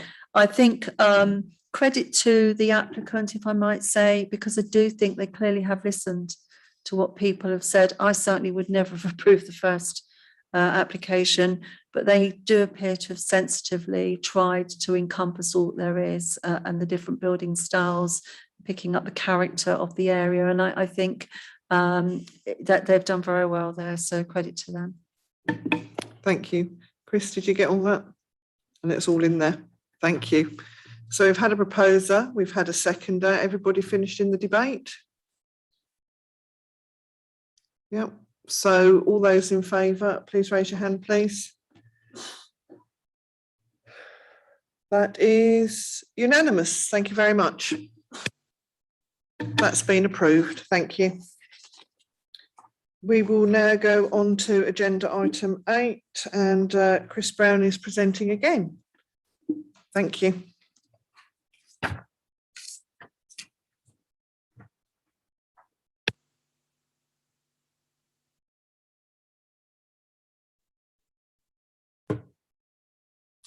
Thank you, Chairman. This application is S21-1219. The proposal is for fabric refurbishments to the link and engineering blocks, including replacement glazing and re-roofing works. And this is at Grantham College on Stonebridge Road in Grantham. The key issues as part of this application are the principle of development, impact on the character and appearance of the area, impact on Grantham Conservation Area, and impact on neighbouring amenities. So moving on, this is the site context. This is taken from the design and access statement submitted by the applicant, and it shows the nature and scale of the Grantham College buildings across the wider site. The buildings that this application is concerned with, they are fairly difficult to see. They are outlined in red, but effectively the numbers 2 and 3, sort of just to the right of the centre of that plan there, if you can pick numbers 2 and 3 out. Number 2 is the link building, and number 3 is the engineering block. And they're the 2 buildings that this application is concerned with, not any of the other buildings highlighted there. So this is a more zoomed in aerial view of the particular site, or this particular bit of the college buildings. So you can see they're highlighted in the big red dot is Grantham College, so part of the Grantham College building. Immediately to the north, highlighted is the engineering block with the row of solar panels on. And then to the left-hand side of that is highlighted the link building. And again, that just shows the red line plan and the blue line plan of the Grantham College building. So photos of the both buildings, the existing buildings. So top left there, so clockwise from top left is the link block, the south elevation. Top right is the link block again, but this is the northwest elevation. Bottom right is the engineering building, looking from the south. Yeah, from the south to the northeast. And bottom left is the north elevation of the link block building. So this is the existing and proposed roof plans. So it's moving from the view on the left is the existing, and the view on the right is the proposed. As stated down the slide, it's proposed that the existing self-ballasted PV array, so that's the solar panels, will be reinstated to the link block roof after the roof fabric has been replaced. That's the existing link block elevations and proposed link block elevations. So if I just flick back, existing and proposed. And then same again, so this is the proposed engineering block elevations. In terms of evaluation of the application, the principle of development is considered acceptable. There's no adverse impact considered on the character and appearance of the area, with no increase in floor space proposed, with the application for refurbishment works only. There's no impact considered on the setting of the Grantham Conservation Area, which the buildings are wholly within. And there's no adverse impact considered on neighbouring land uses. The application is therefore recommended for approval, subject to conditions. Chairman, before handing back to you, I'll keep the slides up because the speaker has provided some slides, which I'll come on to next. Thank you. Lovely, Chris. Thank you very much for that presentation. And can we have the applicant's agent, David Moore, can come and speak? Thank you.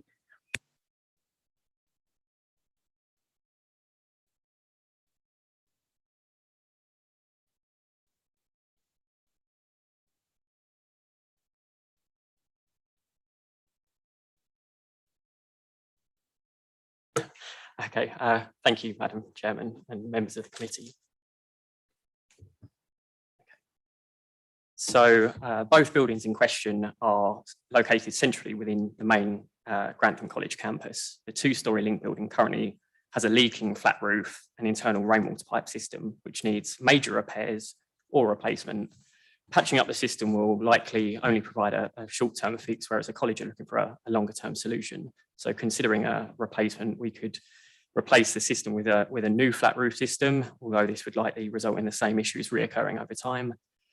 We could consider adapting a full pitched roof, though this would likely have a more detrimental effect on the immediate context and would not be suitable for the existing PV array. Or we could introduce a tapered roof covering, which gets the best of both worlds, and is what we're proposing. So a 1 in 64 with a central ridge equates to only a 260mm increase in height and only in the middle of the roof. So this is a negligible difference, which will hardly ever be visible, certainly not from below. This would ensure that the rainwater is effectively discharged into new external gutters, which will be far easier for the college to maintain.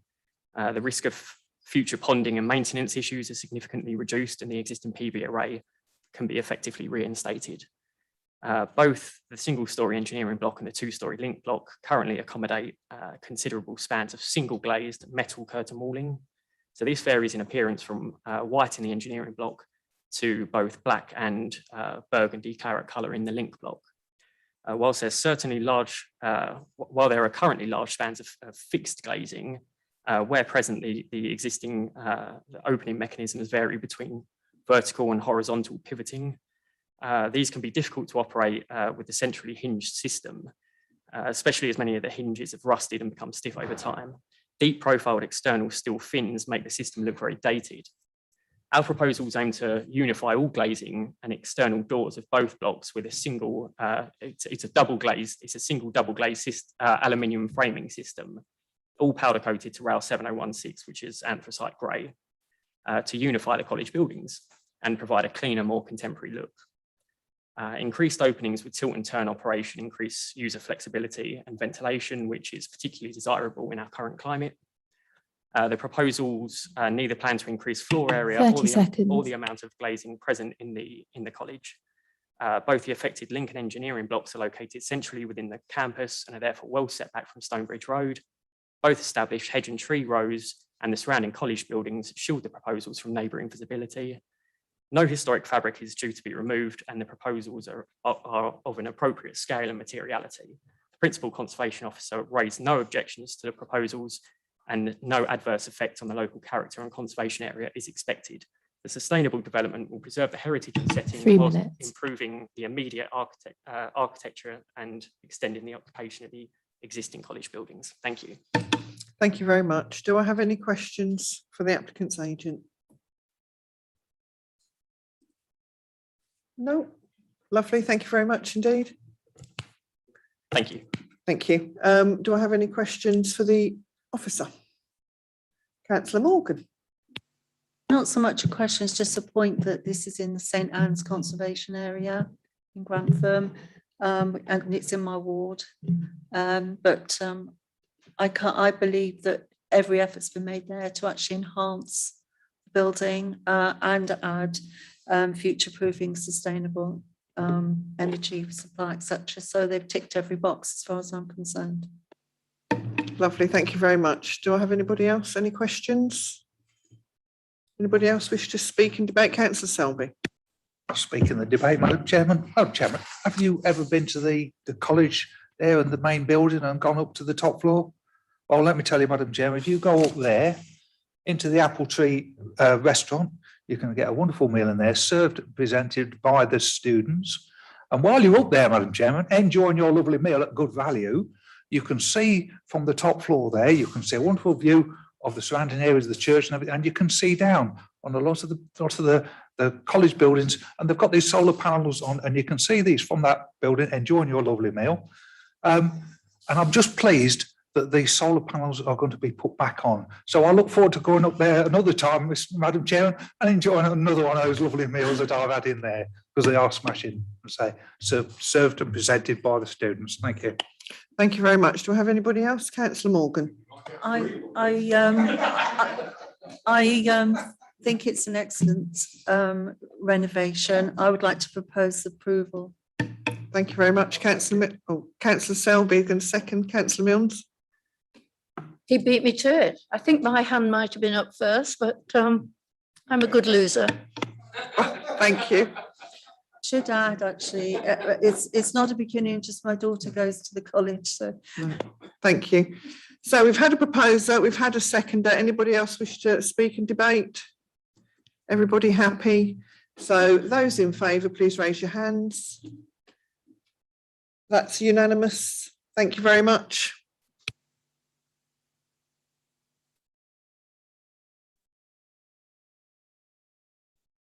So, Chris, is it you again? Aren't you lucky? Agenda item 9, and Chris will present this one as well. Thank you.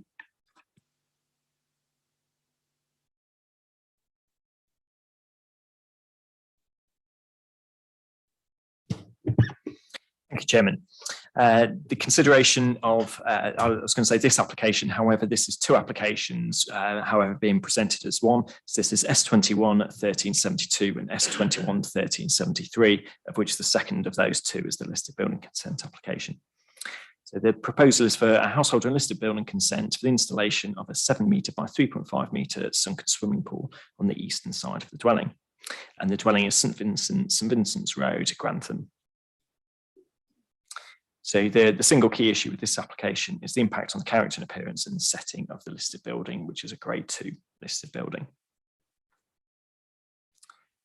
And it wasn't that long ago we had a previous application at this site, so I'm sure members are familiar with the site. However, it's to the southeast of Grantham and highlighted there on the aerial view.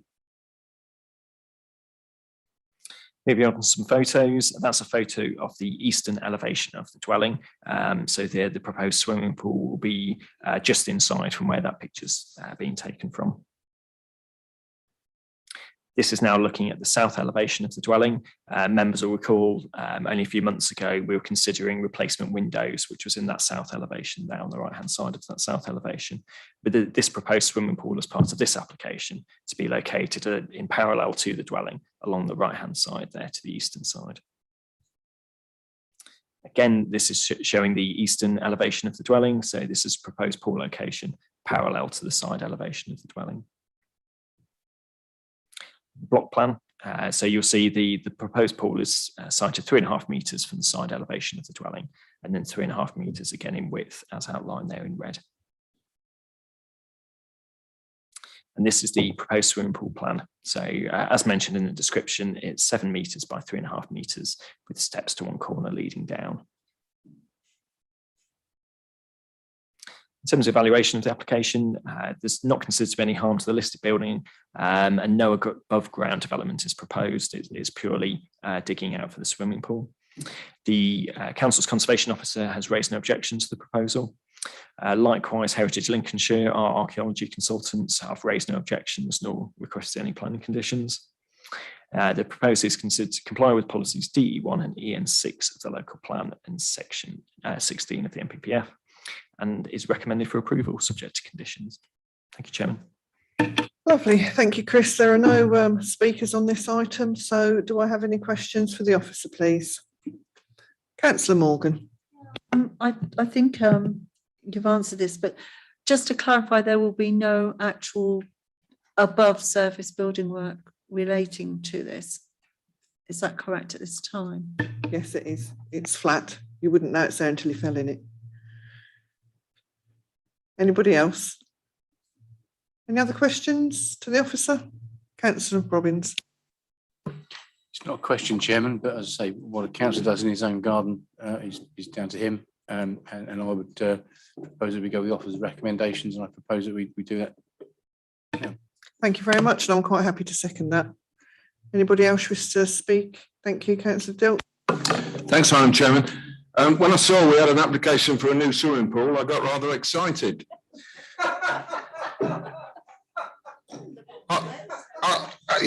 I thought it might be the one that we've been promised for a long time in the deep ends, because we've lost ours. I don't know if you've heard. But it's for a private pool for a councillor in a lovely, I've got to say, wasn't that a fantastic historic location? And which I have visited the house there, and I know it is really nice, and I'm sure it will be very nice, and I wish him all the best, and I will be supporting the application. Thank you. Thank you very much, Councillor. Councillor Selby. Thank you very much indeed, Madam Chairman. Yeah, this building, Madam Chairman, wonderful historic building for our town, obviously related to the dam busters raid. Assuming this has come forward to planning because it's probably a listed building, and also he's one of our members, yes, the deputy mayor as we know him. But I have to say, Madam Chairman, I mean, this application, it's 7 metres by 3.5. Not exactly a swimming pool, is it? I think this applicant is pulling the wool over ours. I think this is a glorified duck pond. I really do. But however, if he wants a glorified duck pond, who am I to object? Thank you. Thank you. Councillor Milnes. Can I just bring some sense back? Thank you very much. I wish you would. If I can. Yeah, I think the key issue here is the impact on the grade 2 listed building and nothing else. And obviously it's fine. Yeah. So as far as I'm concerned, it's fine. Right, lovely. Then nobody else wishes to speak in the debate. We've had a proposer and a seconder. Can I have those all in favour? Please raise your hands. And that is unanimous again. Thank you very much. And now we will go on to our final item, agenda 10, and we will be having Phil Moore presenting this item. Sorry, Phil Jordan. Too many Phils for me. Thank you.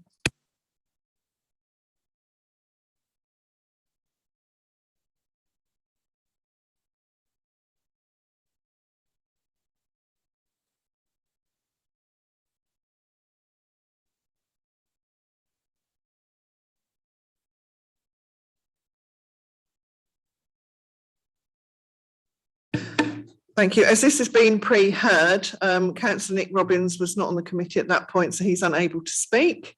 So are you leaving us? Thank you.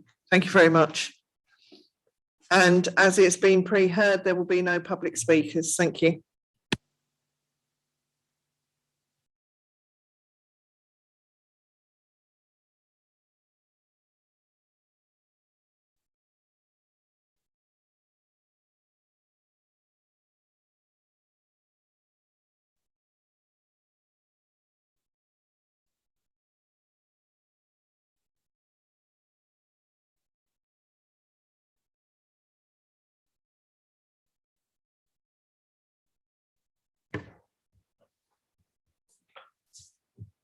you, Madam Chairman, and good afternoon, members. This next application is S21-1201. I won't read out the full description of development there. I will make the point this is a deferred application from the 22nd of July Planning Committee, and that application was deferred to allow further consideration of the retention of Bridge 234.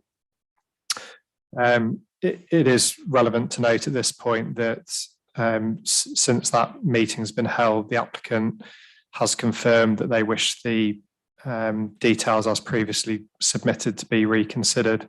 So there's been no changes in respect of the pocket park aspect of the scheme.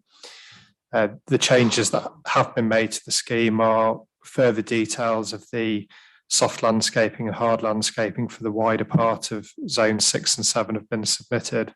So I can confirm now the council is in full receipt of all the details required by Condition 5.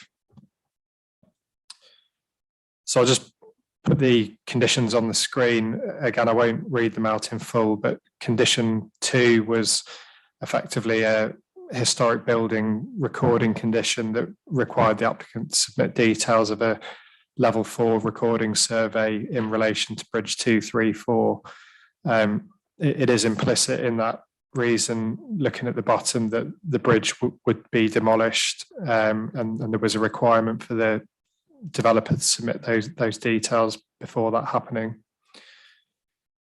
Condition 5 is a landscaping detail, so that this is effectively the not just for the pocket park aspect of the Zone 6 and 7, it's for the whole of the zone, and it required details of both soft and hard landscaping, and you can see the various criteria of the conditions set out. So the first 3 relate to the soft landscaping, and then conditions or points 4 to 6 effectively relate to hard landscaping elements of the condition, and then criterion 8 was specifically around the pocket park that contains Bridge 234.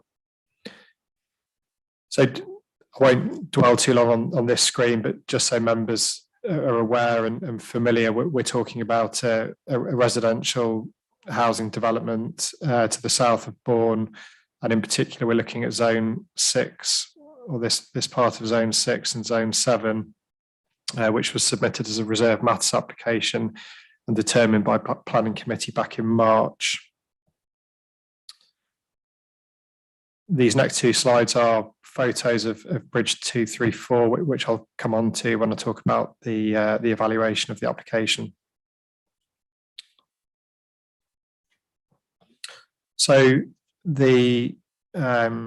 appreciate the sort of the level of detail on this slide is quite high, and taking that in just by looking at the slide is probably quite difficult. But what the plan shows is this includes all of the landscaping detail for the whole of the zone, so that this has details of both the soft landscaping and the hard surfacing treatment. So it sort of sets out what materials the roads would be, the parking areas, the cycleways and the footways.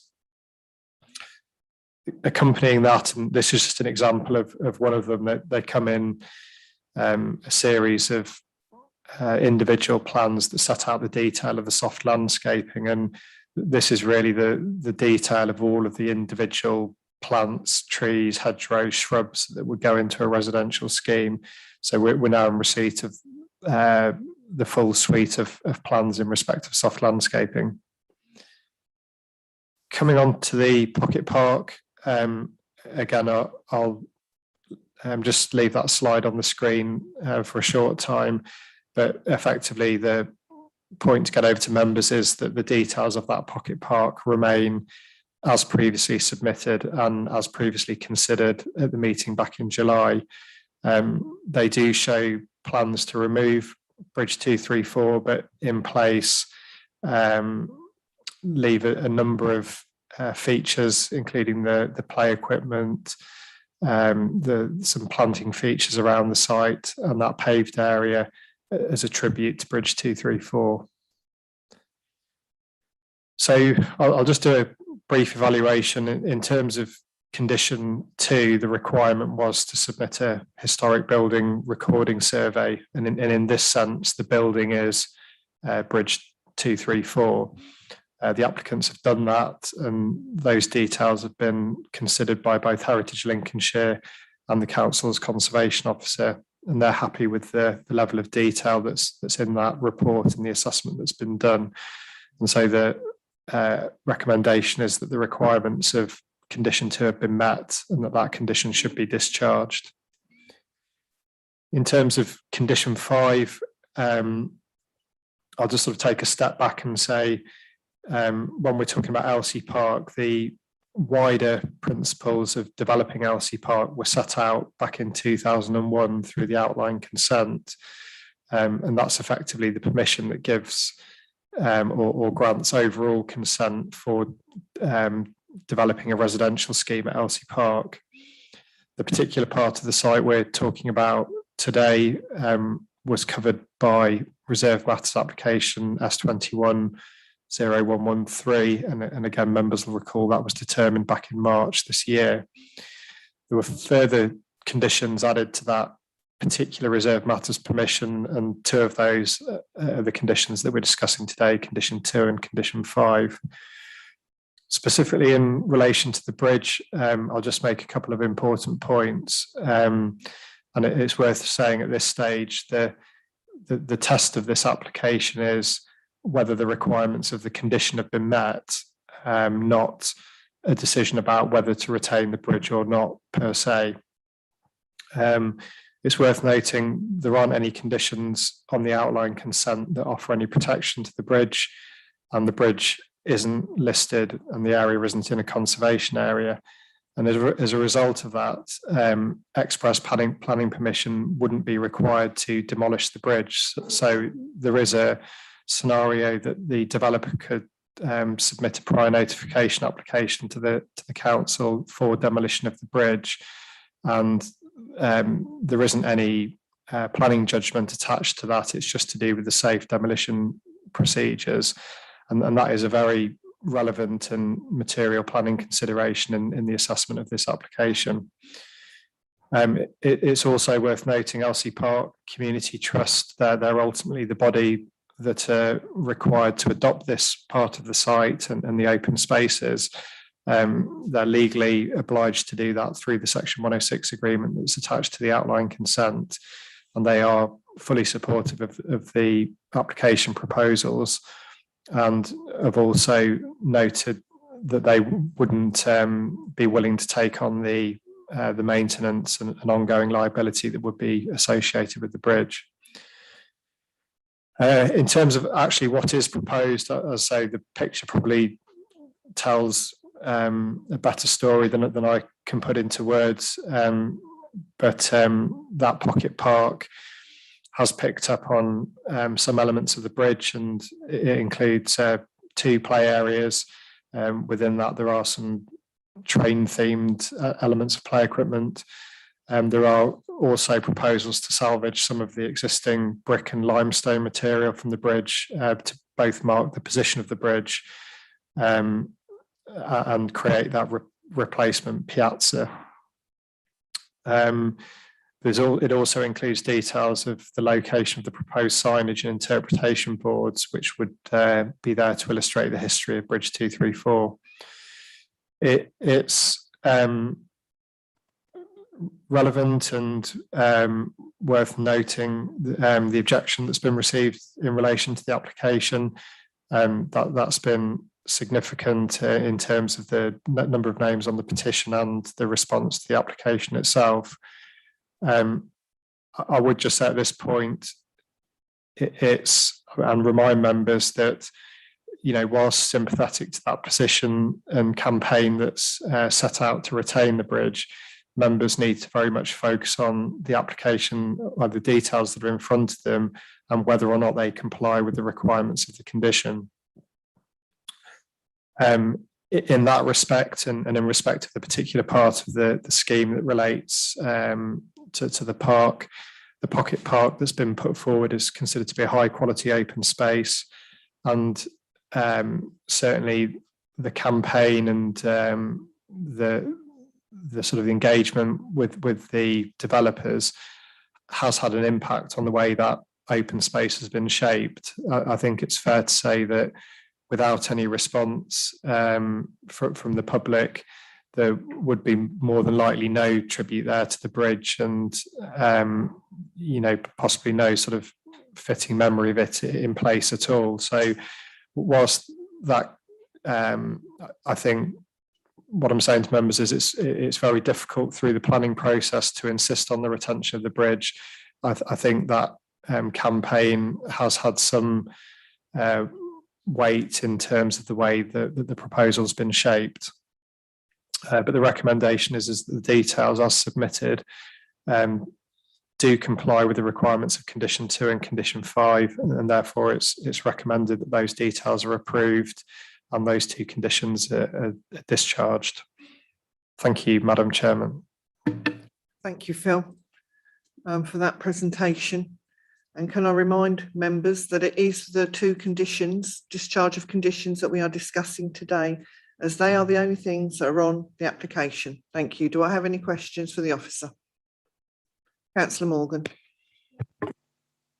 I was at the previous meeting and I'm fully aware of the background of this case. One of the big issues that we had previously was the bridge and its existence in the future. And we were told that, as you have again today explained, that the Elsie Park group have a say in the future or not of the bridge. Have you also been approached by the Bourne History Group, who I understand did have a plan which included the future of the bridge? And have you appraised that?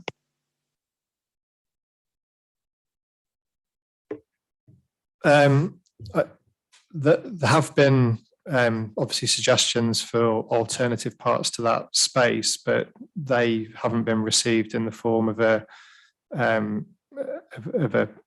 discharge of conditions application, so they haven't been formally considered in that respect. Again, I would just remind members what we have in front of us is a valid discharge of conditions application, and that's what we're considering today. I can't say that there aren't alternatives that may be acceptable for particularly that part of the site, but that isn't the question we're being asked. We're being asked to consider an application in front of us that contains both details of the historic building recording survey as required by condition 2 and details of the replacement landscaping as required by condition 5. And that's the assessment that we've got to make today, but whether or not they are acceptable in respect of those 2 conditions. Thank you. Councillor Dilks, did I see your hand go up? I'd like to contribute to the debate, but I don't have a question. Thank you. Thank you. Does anybody else have any questions they wish to ask? No. Anybody wish to speak in the debate? Councillor Dilks, then, thank you. Thank you. I would open my comments by congratulating the campaigners, I've got to say, and the Railway Heritage Lobby in trying to save the bridge. Or when I voted last time on this matter, it wasn't to sort of save the whole bridge. It was to see if we could get discussions to actually see if we could at least save some of it or a part of it, or at least pay a fitting tribute to it. And I note in the report, it says that the applicants have agreed to sensitively remove the bridge and make a fitting tribute, which frankly, does include a few bricks from the demolished bridge to edge a couple of flower beds and a sign to say, here stands, or here used to stand, the bridge that we've demolished to build these 238 houses, 373 houses, isn't it? It is, previously we were told, oh, it's got no historic interest, the bridge hasn't.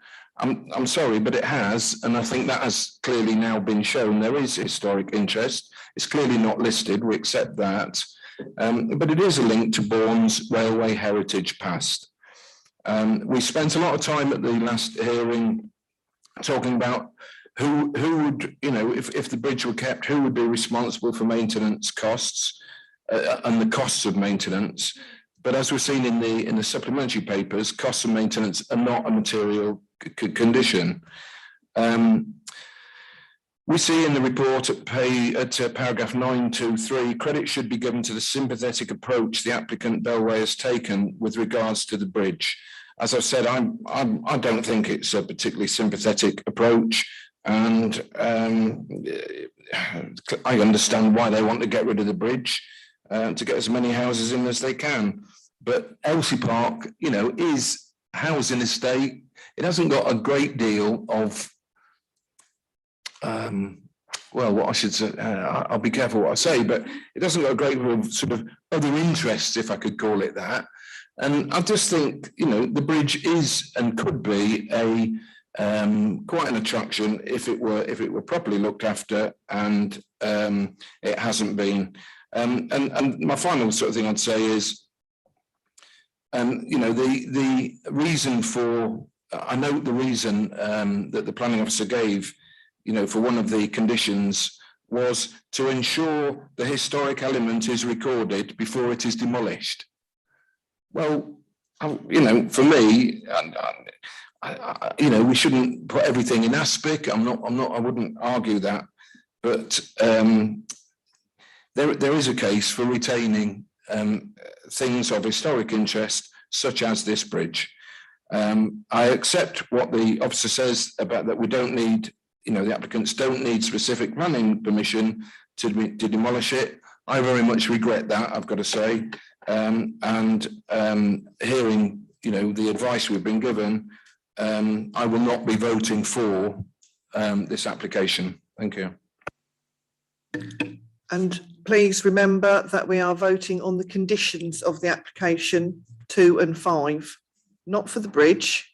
It's those two. Have they submitted what we have asked for? Thank you. Councillor Selby. Madam Chairman, I have to say this application saddens me greatly, really does. You know, when we come to committee, Madam Chairman, we have to try and keep an open mind about things, and we have to listen to anything new that comes in on the day. I've listened to, you know, what the officers had to say, and also say to you, Madam Chairman, there's a to add to that, I actually rang one of the local members, and I put the suggestion to him that I would like to go over and do an unbiased survey of the area, talk to the local residents, see what they feel, you know, together, and, you know, so we could keep an open mind about this, Madam Chairman. However, the member didn't think it was a particularly good idea. However, at least I made the offer, Madam Chairman, to go over and do that. However, as we probably know, that those sort of views are not a material planning consideration anyway, Madam Chair, but you know, that's obviously, we're trying to keep an open mind, I should say. Now, I'd like to refer the committee to an important aspect of our local plan, page 71, EN6, the historic environment. And I would like to quote from this: the council will seek to protect and enhance heritage assets and their settings in keeping with the policies of the national planning policy framework. Furthermore, Madam Chairman, development that is likely to cause harm to the significance of a heritage asset or its setting will only be granted permission where the public benefits of the proposal outweigh that potential harm, and proposals which would conserve or enhance the significance of the asset shall be considered favourably. Substantial harm or total loss will be resisted, it says, Madam Chair. That is in our local plan, EN6, page 71, Madam Chair, the historic environment. And I think that is an important aspect. I really do. Madam Chair, I was going to say that you've heard my views on this in the past meetings, Madam Chairman. I'm not going to go over many of those views again. Well, I'll say that if I won the lottery, Madam Chairman, this is the sort of project that I would love to be involved with. It's a community project, or a potential community project that could last for decades to come. And I think the developer's missing a golden opportunity here. to do something for the community. I mean, when these developers build houses and estates, do people in years to come, will they remember who built the house estate?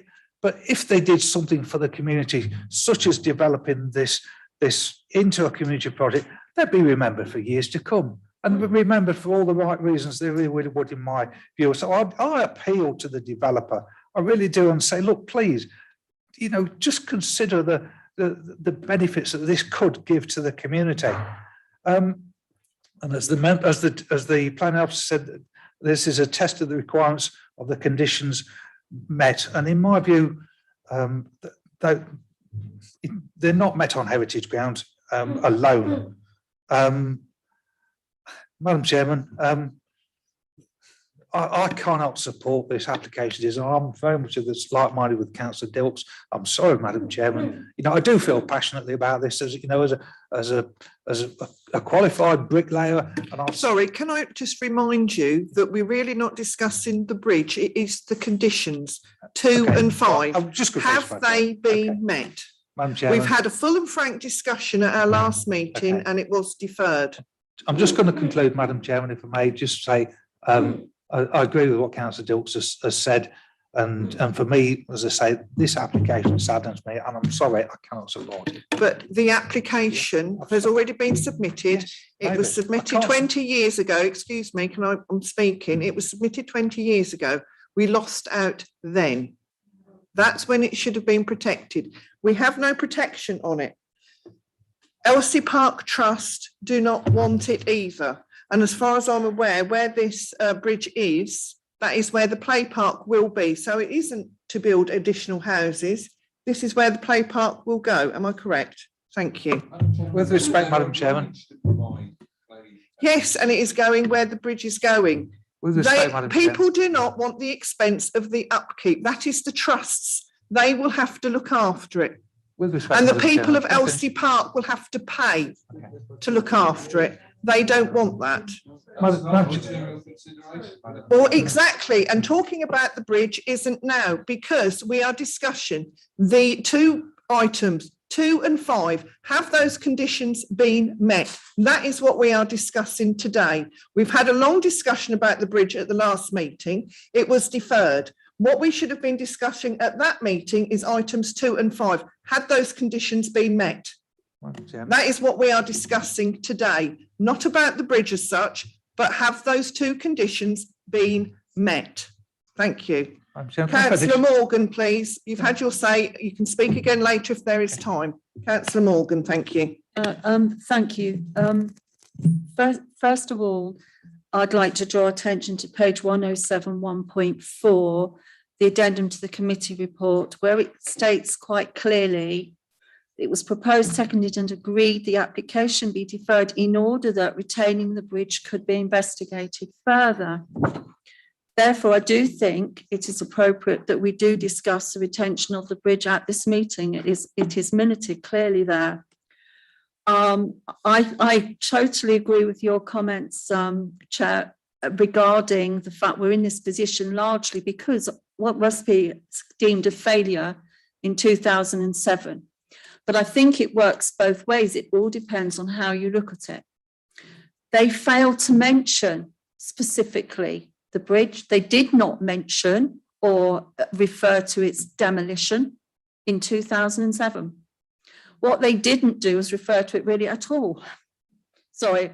So as a result, when the archaeological test was subsequently done following that meeting, they did not include the bridge.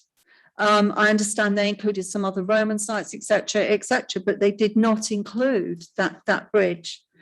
We have to look at our policies now. We are looking at this application now, and we've got strong policies that would actually support retaining this bridge. If it weren't the case, I wouldn't be speaking, but we do. Councillor Selby's already referred to EN1. There's also SP2, 2.4, the protection enhancement of the environment. There are a number of objectives in there, 11, and 12, which go into some length about protecting our historic environment. Point was made earlier by Councillor Bellamy. I think it's a really good point. We've moved on as a council from the days when we would rubber stamp the demolition of our historic assets, when we would allow buildings to go up with no landscaping, creating stark, bald environments. We've moved on from that. The proposal before us, if we look at that, is absolutely the barest minimum any developer could possibly give to the recognition of that historic asset. They couldn't have done, really being frank, much less other than remove a few stones from around a few planters. It is simply not an adequate reflection of that bridge. Now, we have been told by an officer, thank you, and can I just say the office has done a huge amount of work around this, and I've actually really sympathise with them and the position they and all of us are in, and it is because of that failing in 2007. We're all in this position, but we do have an opportunity, I think, to retrieve the situation. We have been told there are other proposals on the table, with organisations prepared to protect and fund this bridge. Therefore, I'm going to recommend refusal today, because I don't see how any of us should be pulled into the failure of 2007. And I would then like to see some application come forward. If it was previously in the wrong format, as the officer indicated, well, let's give that breathing space for that to be put right, and let's then assess what the proposal is and whether we deem it to be appropriate. But I do not think we can. I personally will not be voting for this plan, because I do not think the reason is it does not reflect our policies. Thank you, Councillor Morgan. Emma, thank you. Thank you, Chairman. It's really refreshing actually to hear a committee that is so invested in protecting the historic environment. So that is something that I'm very pleased. So I hope you can all hear me. Something I'm very pleased about. I have to give you some very strong advice. What I'm hearing is exceedingly worrying, and you're putting the council at a significant risk in terms of possible planning appeals against the refusal of conditions for unreasonable behaviour by this council, or at risk of the developer serving a request for a deemed approval of the condition. That means that if we don't determine the application, they can give us notice that we have a very limited amount of time to determine the application, otherwise it is approved as submitted. I think you've hit the nail on the head a little bit, Councillor Morgan. The issue arises when the council determines the outline application and the subsequent reserve matters. My reading and reading of the conditions is it's a given that that bridge is to be removed. There's certainly nothing that requires its retention. If it was required to be retained, there should have been something in that original planning permission that they required its retention. The conditions are about seeking additional information. So let's take the two conditions separately, because they are different. Condition 2 is about recording the historic environment. It's not about saving the bridge. It's not about designing a play scheme around the bridge. It's about recording the historic environment and making sure that we've got a record of the bridge and its significance in terms of its history and heritage value. So the question in front of you, councillors, is the recorded information that they've supplied acceptable or not? And your heritage advisors and the planning officer's view is that it is. The fact that you may have liked or preferred the bridge to be retained is unfortunately irrelevant to that condition. The second condition, condition 5, is about the landscaping and the layout of the play area in this particular instance. Now, the play area is laid out in terms of its location as dictated by the outline and the reserve matters. And obviously, as it currently stands, there's a bridge in that very spot. As I said previously, the outline and the reserve matters, the two of the planning permission, they are accepting that the bridge is to be demolished because they do not require the bridge to be retained. It would be plainly unreasonable to refuse the application because you would prefer the bridge to be retained. I'm sorry, that's not what you would want to hear, and I have the utmost sympathy. I understand, as I think Councillor Morgan, you indicated there might be alternatives that are floating out there with different organisations. If they wish to pursue something separately with the developer and the trust that will subsequently take the ownership and management of this on, then they are free to put in further applications and change the scheme. However, it would be unreasonable to defer the application again or to refuse the application on a basis of a potential alternative that may come along. And there is case law that says that you have to determine the application in front of you. Does it tick the box in terms of what the condition requires? And is the landscaping and the layout of the play area acceptable? It's not, I'm sorry to say, about the retention of the bridge. Happy to take any further questions. I hope that clarifies the matter. As I say, I'm very concerned about what I've heard thus far because you are putting the council's reputation at risk if we refuse the application on the basis of the desire to retain the bridge. And I'm sorry that's not what you want, but unfortunately we've missed the boat on that particular point. Thank you. Thank you very much, Emma. Hang on. I hope you listened to that very carefully. Thank you. And I'm going to go to, you've already spoken, Councillor Morgan, so I'll go to Councillor Penny-Milnes. Thank you. And thank you, Emma, for those words. I accept the reality, but there's always a but. This could be a sad day. It's rather like a last-ditch stand, isn't it? And it would be a pity, you know, if we end up being boxed in yet again by legalities and past decisions and these conditions. I had hoped in the deferment time that the developers would have taken the opportunity to incorporate not only the bridge, but the little valley that it crosses. That's obviously going to be filled in. That little valley is full of wildlife and biodiversity. And, you know, we've got these policies, as Councillor Morgan has said, about all this now, but I'm ranting on, I accept reality, but I would like to say all this as well. It's not in the way of building, but it is an open area that I think could have been much better designed and taken into account the valley, the wildlife, even if the bridge didn't go, had to go. Why, that's all going to be filled in and levelled. And this little bridge standing over this little valley was hidden. Nobody probably knew it was there when these, these outlines were determined.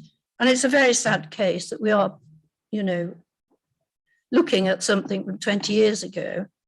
We have moved on, as we've all said. But this could have been a beautifully landscaped area with walkways, children's park, everything. And we're going to get, you know, a sort of an apology for it, really. And it would have removed the isolation that the bridge was in by incorporating it. There would have been no antisocial behaviour because it would have been used and looked after and not stuck in the middle of nothing. These housing estates now, and particularly Elsie Park, are quite barren. There are lots and lots of houses. We've often spoken in design terms about having a focal point, points of interest. This would have been a wonderful local interest focus point for the housing estates around. And I think it would have been a community project. I think it could have been done. We have our policies, as we're all trying to quote them, EN2, EN1, EN6, DE1, et cetera. And MPPF 12, we could go on, couldn't we? And a tribute is not the same thing as a real thing. And I'm just so sad that imagination and a willingness to move forward has been shown to be lacking in this case by the developers. I think the campaign group have given it a good stab, good old shot. I'm sorry we would be seen to be unreasonable in putting the council at risk, but we're trying to be sympathetic. We're trying to provide something better. That's what we're all here to do. And I just find, the benefits of keeping history now is very important. And I'm very, very sad that we are in this situation.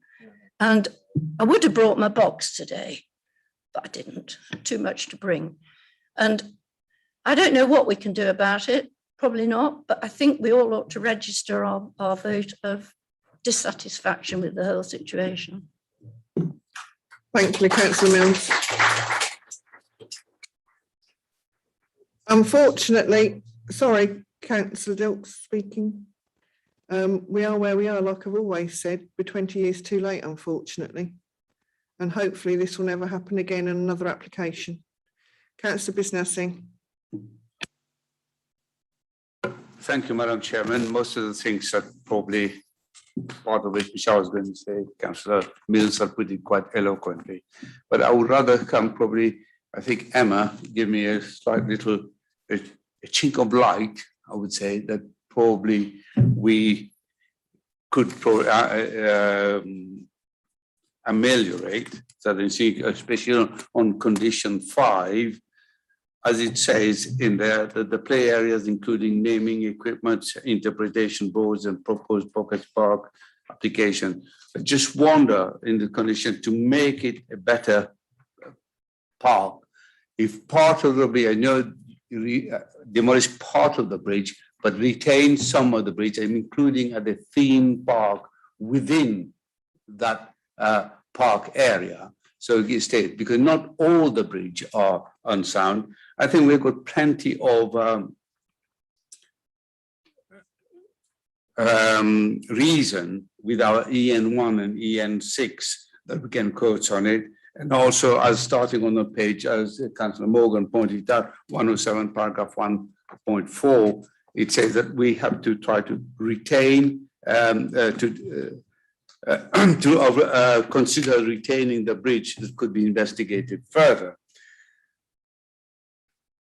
I would like to really bring that to the point that we should really try to talk to Bellway, that if we can say part of the bridge to incorporate as a feature within it, as part of our environment to make it a better place, as opposed to surrounded with all the houses that have been pointed out there, which make it really drab outlook. And here you've got a totally different feature, including the environment, including probably part of the wildlife to be reintroduced to the area. I would very much go for that. And if not, then probably I would like to second the proposal of Councillor Morgan. I don't think Councillor Morgan has made a proposal, have you? She has. Sorry. Yeah. So, right, you recommended. There is another way of putting it that might be more acceptable. Please. Which is Sorry, can you put your mic on? Sorry, oh, sorry. The alternative is that we amend condition 5 so that there's an additional item that includes at least part of the fabric of the bridge, which will pick up Can I just get Emma to come in there again, please? Thank you, but the reason I'm saying that is because, and I say this really seriously, the fact that the bridge was not referred to at all in the original papers, I believe means that actually there was neither the desire to demolish it nor retain. And we've fallen on one side, or the officers have fallen on one side. And I think what's happening is that many of the councillors are falling on the other side of that. I believe our reputation will be as much or more damaged if this bridge goes, as if it stays. And I think it's a developer's reputation, I hate to say, because we have done our best to try and accommodate them. I believe that that is at risk if they don't listen to the community. Thank you. If I can just come back on a couple of points there, please. In terms of condition 5, we're not looking at the wording of the condition in terms of amending it, so we can't add any extra criteria, unfortunately. We've just simply got to look at, is the play park as proposed acceptable or not? And I think that condition 2 probably does undermine the point that you've indicated that the bridge was not mentioned in the outline, so there was no suggestion one way or another, because unfortunately condition 2 says prior to the demolition, so that's working on the assumption the bridge is unfortunately being demolished.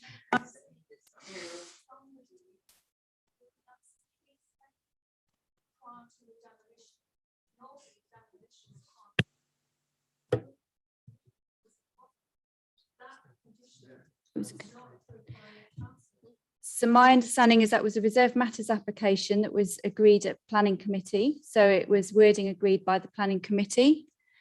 But so demolition requires, certain demolition does require permission. You can get around that by having a planning permission. So your reserved matters is part of that planning permission. And the alternative, as Phil has already suggested to, is the developer could tomorrow put an application in for prior approval for the demolition of the bridge in its own right. And then that prior approval only looks at the method of demolition. It doesn't look at the merits of keeping the bridge. Somebody would need to list the bridge, or Historic England would need to list the bridge in order to give it any protection and require a listed building consent. My understanding is there's no listing application been made, and it probably doesn't meet the test for listing. So I think sadly it's the wrong thing. We're fighting the wrong battle here. We need to look at whether the play park as proposed is acceptable. Excuse me, can I just ask the people in the back, could you just keep your voices down, because we can hear you talking and I need to concentrate on what the committee members are saying. Thank you. Councillor Morgan.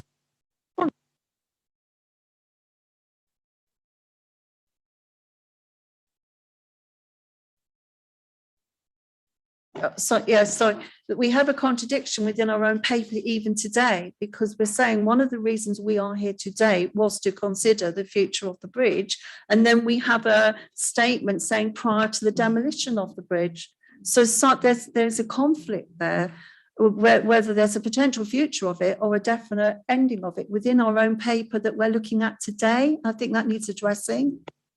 Okay, so there is a definite ending of the bridge today, unfortunately, in my professional opinion. The permission allows the bridge to be demolished. You cannot save the bridge, sadly. If the developer wishes to put an alternative at some point in the future and reconsider, that's a different matter. But today, we cannot require the developer to save that bridge and retain that bridge in the proposals.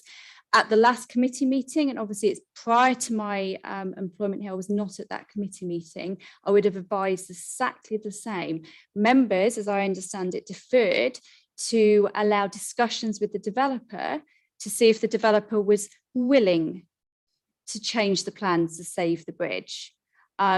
Those conversations have happened, and sadly they're not prepared to change the proposals insofar as keeping the bridge. I'm afraid to say, as this application goes, we can't push any further on it. To do so will mean that if you refuse it today, I'm pretty certain we will get an appeal, and that could be costly to the council. If we don't get an appeal or don't make a decision today, we are likely to get a request for a determination. And if we fail to determine that within the timescale, which is usually 2 weeks, it will be a deemed discharge of deemed agreement of the details. And sorry, can you speak through the terms, chairman, yes. please, Harish? Just wait, thank you. Emma, please continue. So I was going to say, if you put it in that way, yes, you're snookered, unfortunately. Thank you, Emma. Jackie Smith, please. Thank you. If you look at point 2, an updated version of the petition to save Bridge 234, which currently stands at 1163 votes. Now, that to me means that there's still a lot of interest out there and a lot of people that are keen to get this the bridge saved. It's a relatively short time to get that number of people signing up on a petition. And I feel that we should perhaps give a little bit more time to see if we can get more people signing for it. It won't make a difference. I'm sorry. It won't make a difference how many people sign the petition. We are where we are today. Well, if we can't, if you listen to what Emma has said. Yes, I did. Yeah. So we can't defer it. Well, we can defer it, but we'll be in the same position in a fortnight's time. So we really have got to make the decision today. Right, Penny Milnes, please. Thank you. I'd like to take the first line of condition 2, and in there it just says, blah, blah, blah, survey prior to any demolition of Bridge 234. That word any means it's not set in stone whether that bridge stays or not. That casts doubt on it, surely. It is an undesignated heritage asset. I'm not even sure they could just demolish it without asking for permission. I stand to be told that. And also, the current plan doesn't keep the little valley, does it? And all the nice little wildlife and things there. So I would like some explanation of that word any and the implications of it being an undesignated heritage and the doubt that is cast by what I've just said. Thank you. Can you go, Emma, please? Thank you. I don't personally think it makes any difference. Any demolition, the demolition, prior to demolition of it. As I said before, in one sort of sense, there's nothing stopping the developer from deciding to keep it in some form if that's what they wish to do, but we have nothing in our arsenal to make them retain it. And my understanding and reading of the permission is that the permission gives them consent to demolish the bridge. And I appreciate that it's a really emotional subject for the local residents and for you as a bunch of members, and it's not the decision you would like to make. But I think sadly, it's the decision that has already been made. Condition 2 is about the recording mechanism for the historic environment record, not about the retention of the bridge. And condition 5, as I said previously, is about the design and the layout of the proposed play space. I'm not really sure that there's anything else I can say to make it any clearer, but I think sadly we've very much missed the boat if you wanted to retain the bridge. Thank you. Penny, I mean, there's no point. Yeah, well, this is, the English language for you, isn't it? I mean, I can read into that, that it's in doubt, any demolition. It seems to be, it could be either way. And, that little bridge over the valley, it's set down. It's not sticking up into the ether, is it? It's set down across a valley. And therefore, in that sense, the part of the bridge that you would walk across is on a level. And then there's this little valley that it crosses. Obviously, it had to cross something. So I'm still confused about this condition and the wording of it. I'm sure some barristers and lawyers would have a real field day with this word, any. We play with the language, don't we? And I would like some probably really good legal advice on that. Thank you. We have no legal advisor here today. Emma is fully trained and qualified in planning, so I take her words very seriously, as I did Martha's last time, where people didn't want to listen. And we were at this situation again. It's not that we're not listening, Helen. Well, we are trying to get the best out of a very bad situation. It is, I quite agree, it is a bad situation, and we are where we are. but the conditions are 2 and 5. Have they met them? Thank you. Sorry, can you just wait, please? I'm going to Councillor Judy Stevens and I'll go to Cabry Brown and then I will come back. Thank you to all those who have already spoken. Thank you. Thank you very much. I think really this is a visceral cry, isn't it, from this committee and from the local community to retain some features that belong to the community, to that community, and which stand to be lost. And I think last time when we met, I think this committee wanted, above all, for the community and for the developer to try and find a way through what obviously was a previously extremely bad planning decision made in 2007 in order to accommodate the population as it is now. And as Councillor Selby has pointed out, that desire to keep the past as part of the future is reflected in that particular minute that he condition that he read from the National Planning Policy Framework, was it? The local plan. So it is also in the MPPF, and we have also echoed it in our local plan.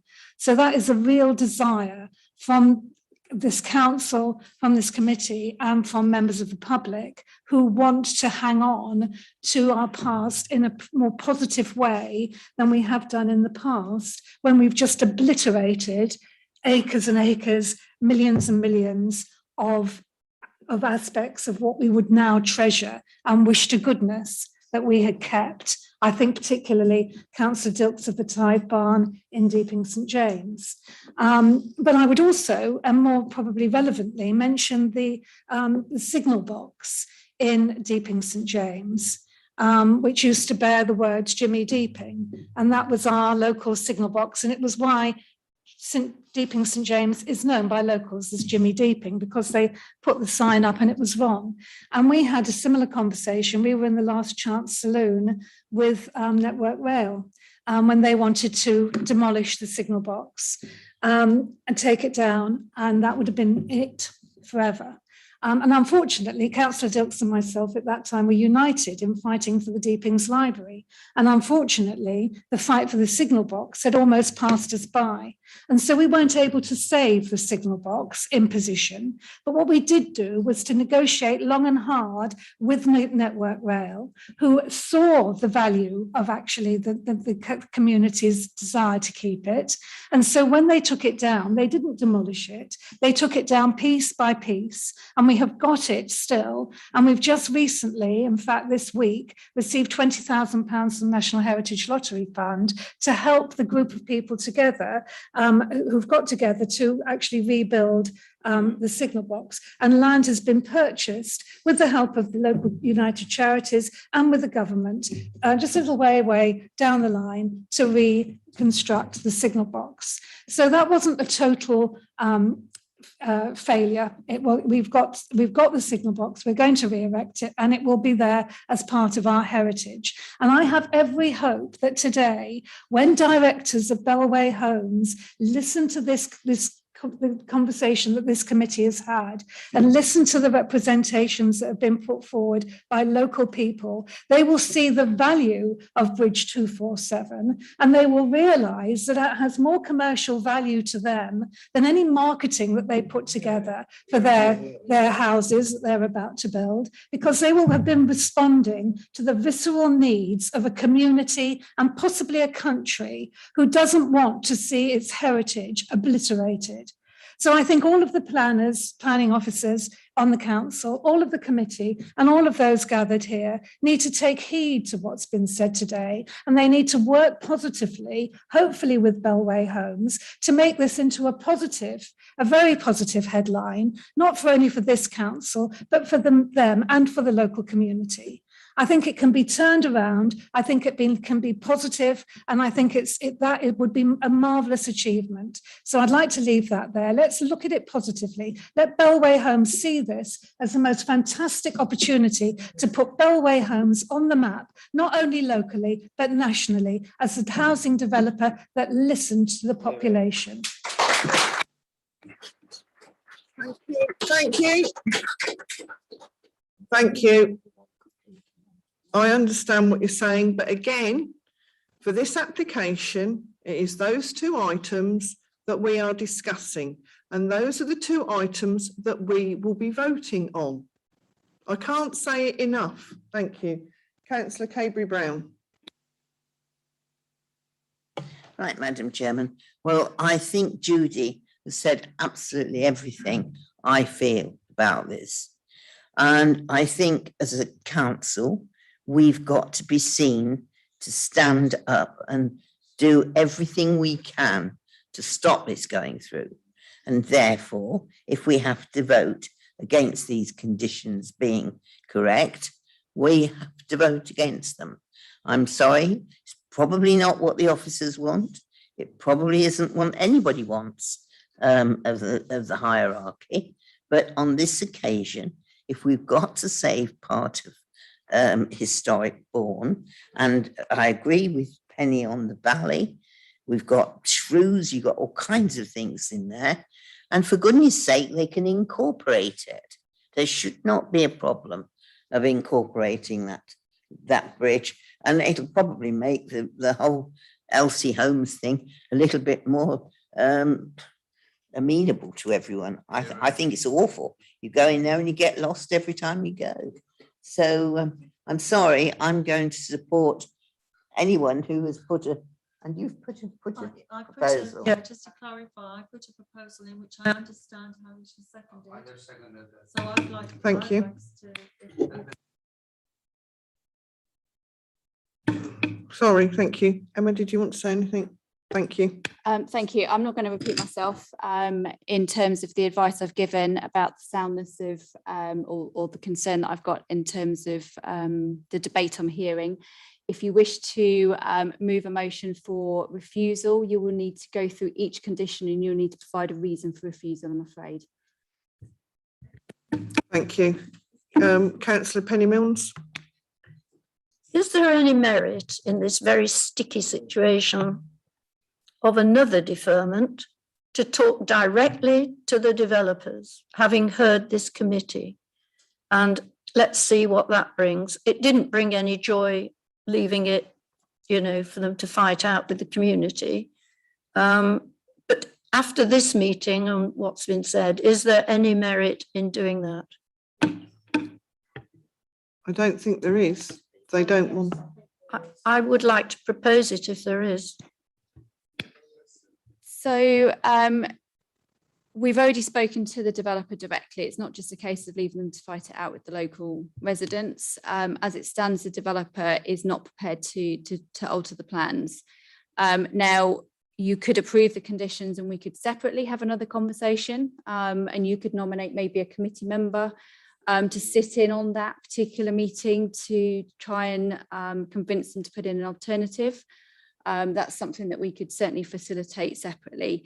But if we've already deferred it once and they're not prepared to change it, then I believe they'll just put an application, they'll just serve as a notice, a deemed discharge notice, and we won't get any further forward. So I don't think that's the right answer, I'm afraid. It's quite interesting, isn't it, that they haven't yet demolished it. If they can do, they could have taken all the steam out of it and demolished it. They haven't. I mean, that always gives you a little glimmer of hope, doesn't it? I think in this instance, it doesn't. I think you're clutching at straws. They need prior approval to demolish. It's not the same as a planning permission, and it's about the method of demolition. If once all the conditions are satisfied on the planning permission, then they're able to lawfully implement the planning permission and therefore demolish it. In the absence of that, and certainly if I was a developer, I'd be putting that prior approval together now to put in just to demolish that building, because that's going to be the easiest way.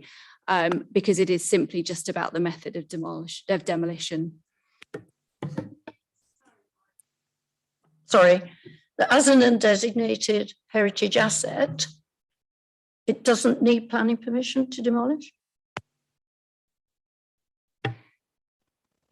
The demolition rules are quite complicated, but as a rule, you need planning. You obtain consent through prior approval. It's permitted development. So it says that you've got permitted development subject to seeking prior approval as to the method of demolition. The alternative is planning permission. So it depends on what the proposal is, but in this instance, it would be the prior approval route, or they implement their planning permission.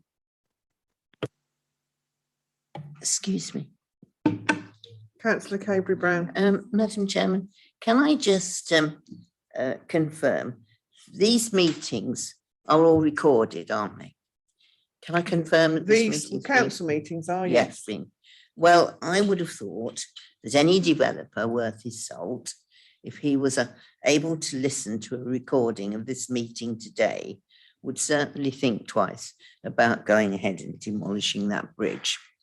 He's going to do far more good for himself, for the whole development, if he just keeps it there and uses it to his advantage, that he's the developer that went along with the council's wishes. And they are the council's wishes, whichever way we look at it, however way we word it. You've got conditions, yes, yes, yes. But if we, as a council, and let's face it, you've only got to look out that window, you see the most awful Rybita house that was constructed, which is the post office.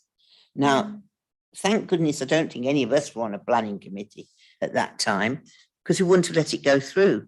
But once everybody let it go through and they'd seen it, they said, oh, what were the planning committee doing?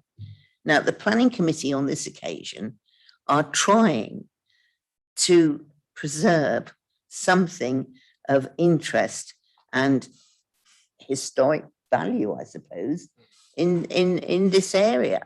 I don't live at Bourne, but to be perfectly honest, they've got so much to be proud of in Bourne, and one of them, I think, must be the bridge. So I feel very strongly that I listen, and I know where you're coming from with the legal advice. I realise all of that. But I think on this occasion, if we give in and give permission and say the conditions do meet it, which they don't, because we've got this query about the English language, for one thing. The word any. We all agree on that, the word any. So for goodness sake, I don't think they do meet the conditions, and I'll go along with your proposal. Thank you. Thank you. Sorry, can I go to Councillor Selby, who was before you, please? Yeah, thank you. Thank you very much, Madam Chairman. I've only spoken once so far, Madam Chairman. And I did attempt to speak in a respectful manner in the last time I spoke, Madam Chair, just as everybody else who has spoken, you know, has tried to put their view over in a very, very respectful manner. Personally, I don't like the layout of the current proposals. I will say that. I've got a question for Emma, if I may, Madam Chairman. I know it's your first day with us, Emma. I hope it's not your last. You're quite an introduction, isn't it? You know, but at least you'll know how passionate this committee can be. You know, we are a passionate committee, so we do welcome you, Emma. Don't get me, you know. But my question is this: as you mentioned, if this goes to appeal, my question is, what are the costs we're actually looking at, please? If just a rough idea, I know it's a difficult question to answer, but just give us an indication, please. Thank you. Thank you, Madam Chairman. Thank you. It's day 4, actually. Yeah. So if this went to an appeal, the cost, I mean, partly it depends the method of appeal. Personally, I would be asking the planning committee to defend the decision. The reason for that is officers are bound by code of conduct for the RTPI. So somebody here at the planning committee would need to turn up and defend that appeal. You would need to pay, obviously, for our own representation, legal advice, any officers that are supporting that particular process. And then you run the risk of getting an award of costs against the authority for unreasonable behaviour. If you're in that territory, you have to pay the appellant's costs as well. So if they bring their own legal advisors as well as their planning consultants, that can be a lot of money. It can amount to the thousands, depending on how long the actual appeal process takes, but this is not cheap. That would be the worst case scenario. Thank you, Emma. Councillor Jackie Smith, did you want to speak again? Can you put your mic on, please? I was just thinking that we've got over 1,000 people that have so far backed this from the public. So there is a strong feeling there. And I'm sure that if, as Rosemary has said, if we talk to them and produce the tape, I think they would have a very serious thought about it, because builders need to sell houses, and to sell houses they need to have people that would want to be there. I think, you know, we need to find a way around this. Perhaps the simplest way is to give another, say, 2 weeks and just see how many people we can get to add their signatures to as many as we've got already. And also to have another jolly good talk with the builders now that they perhaps can see just how serious the people are in protecting this. And just so you know, Councillor Jackie Smith, this is being live streamed, so they're probably at home watching it now or in the office. Emma, thank you. Thank you. Just to come back on the points, we mentioned a couple of times about the number or the amount of public opposition to this, or the support for the retention of the bridge. That is not a material planning consideration, and you will have erred in law if you take that into account. There is case law. It doesn't matter how many people support or object to a particular proposal. If you refuse based on the amount of that objection or the amount of that support, it's the wrong decision in law, and it's a challengeable decision. And that is even more expensive because you're talking about the High Court, to which we would have to take barristers and legal representation. And if we went down with costs, pay the appellant's costs or the claimant's costs as well. So please do not take into account the weight of public opposition or support for the retention of the bridge. You have to dismiss that from your minds as a material consideration. And I think sadly giving another 2 weeks is not going to make a blind bit of difference to the developers in terms of this application, but I'm prepared to facilitate a meeting with the developer separately to the determination of this application, if that is something the committee wishes, with a nominated person from the committee, so we can have another conversation. But I would urge you to make a decision on this application. And obviously the officer recommendation is the details are acceptable. Thank you, Emma. Well, are we going to say something new? Because we seem to be going round and round in circles, and I only want somebody to speak if they've got something new to say. Oh, yes. Right, carry on then. There's something new I was going to say, Madam Chairman, is how much money, when we're talking about money here, how much money do South Kesteven District Council get from the council tax for all the Bourne residents? I would say quite a considerable amount. And on this occasion, if we're seen to be fighting for them, if necessary, we could find that money. I'm sure you're aware. And failing that, because we're standing so firm on this, and because, as Penny says, we're trying to preserve this little valley, we could probably go to Country File and earn some money from the television programme. I'm sorry, but can I just point out that we are not run with money at the council. We are very short on funds. We have a lot of things that need funds spending on, which is housing for those who do not have a house to live in. So, yes, exactly. Sorry, thank you. Councillor Penny Milnes. Well, you are quite right. It's not a material consideration in this, except for the risk factor of any decision we might make. But I would like to just go back on this facilitation offer and making a decision today on this application would make far more sense to me to defer the application for that facilitation to take place. I mean, it's a bit like juggling the balls, isn't it? And you know, if we agree it today, you're not going to get anywhere with the developers, are you? It's just a waste of time, the way they've obviously thinking about it at the moment. And I understand the risks associated with a refusal, but I also understand, you know, the wording of condition 2. To me, it puts doubt on it. I don't think it just assumes. There was never anything that said the bridge will be demolished or the bridge will be preserved. It just didn't say anything. It was silent on it. And condition 2 leaves it, as I read it, in doubt. Now, we've also got the valley. They're flattening that out. They're making something very level, aren't they? It's going to be completely different there. I prefer not to refuse it, I have got to say.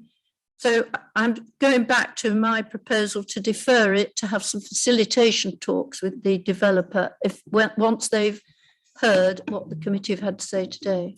Thank you, Councillor. Because we've gone over the 3 hours, I need to an extension of half an hour. Thank you. Right, thank you very much, Councillor Bellamy, and thank you for being with us. So that's me. First and seconded, thank you.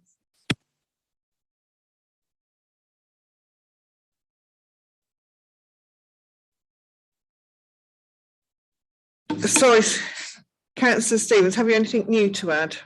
I'd like to second Councillor Milne's proposal, and I'd like to nominate Councillor Milne to be the member of the committee that goes to discuss this with the member of Bellway Homes. Thank you.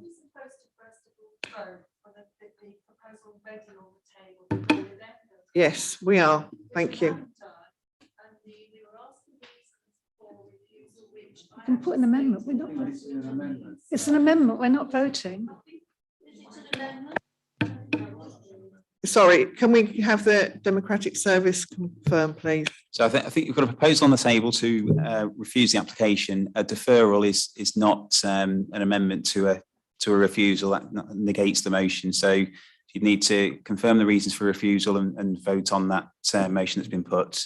Thank you very much, Graham. So could you reiterate your reasons for refusal, please, Councillor Morgan? Thank you. I will say, because I do want to be reasonable and where a possible compromise, but I've looked at both the current conditions that before us with the current wording, and unfortunately I believe that they do not comply with our existing policy, so the local plan or core strategy.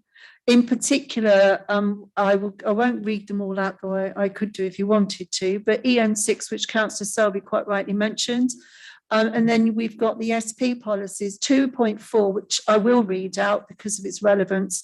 The protection enhancement of the environment, objective 11, to protect and enhance the high quality built and natural environment through ensuring conservation and enhancement, sensitive use and management of our district's natural, historic and cultural assets. This particular site ticks all 3 boxes. In particular, if we also look at the flattening of the valley below. And then objective 12 is to protect and promote the enhancement, sensitive use and management of the district's natural, historic and cultural assets and the built environment through good design that respects the important local characteristics. I think they've partially met that. They've obviously made some effort within the design to do that, but they have not gone far enough. It's very clear we want to at least retain more of, and I say more of, this as a compromise, a structure of that bridge than is currently before us or within that existing design that's in front of us. So it does not meet or comply with those policies. And also DE1, which is the design of the design. and EN2. So there is a list of existing policies that this unfortunately does not comply with.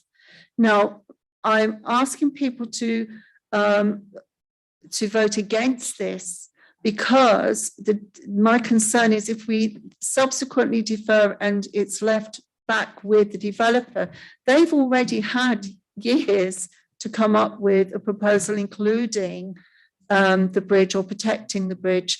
They are very clear from our previous debate how strongly we in the community felt about that particular site, and I'm not convinced that we will gain much more from it. I have listened and I totally respect the comments made by our officers because they're quite right to point out the legality and the risks around this proposal. But the reason that I am putting this forward is because I have known our councillors to vote against a recommendation of officers and to win at appeal. I would make that point.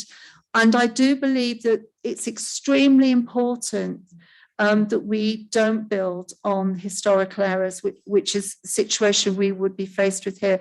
And if I'm honest, what I would like to see is Bellway listening to our refusal and thinking instead of that site with that bridge and Bellway's conservation or conserved by Bellways as a lovely sign on there, which I'm sure we could all live with as a permanent advert for that business, a positive advert and way forward. And they could reconsider that instead of going to appeal. Thank you. Thank you. Thank you. Emma, could you come in, please? Thank you. Thank you. I'm afraid I still haven't heard a reason for refusal that is relevant to condition 2. I'm sorry, can I just take you to the wording of the condition? So it's prior to any demolition of Bridge 234, a level 4 historic building record should be undertaken and submitted to and approved in writing by the local planning authority. The results of the survey shall be submitted to the local authority and the historic environment record prior to first occupation of the dwellings hereby approved. That condition is only about the recording of the bridge. So in that basis, what you're saying in terms of you're not satisfied that the layout and the design of the play park sufficiently accommodates the bridge. I don't see that that's an issue in terms of the recording. So that recording would happen anyway, whether it was retained or not. So what I would suggest is if the committee is minded to refuse, that you take the 2 conditions separately, because you may well find that condition 2 is acceptable because it's just that recording mechanism for the historic environment. And then you take a separate reason for condition 5, i.e. the design and the layout of the play park is not acceptable because it fails to respect the historic environment. Does that make sense?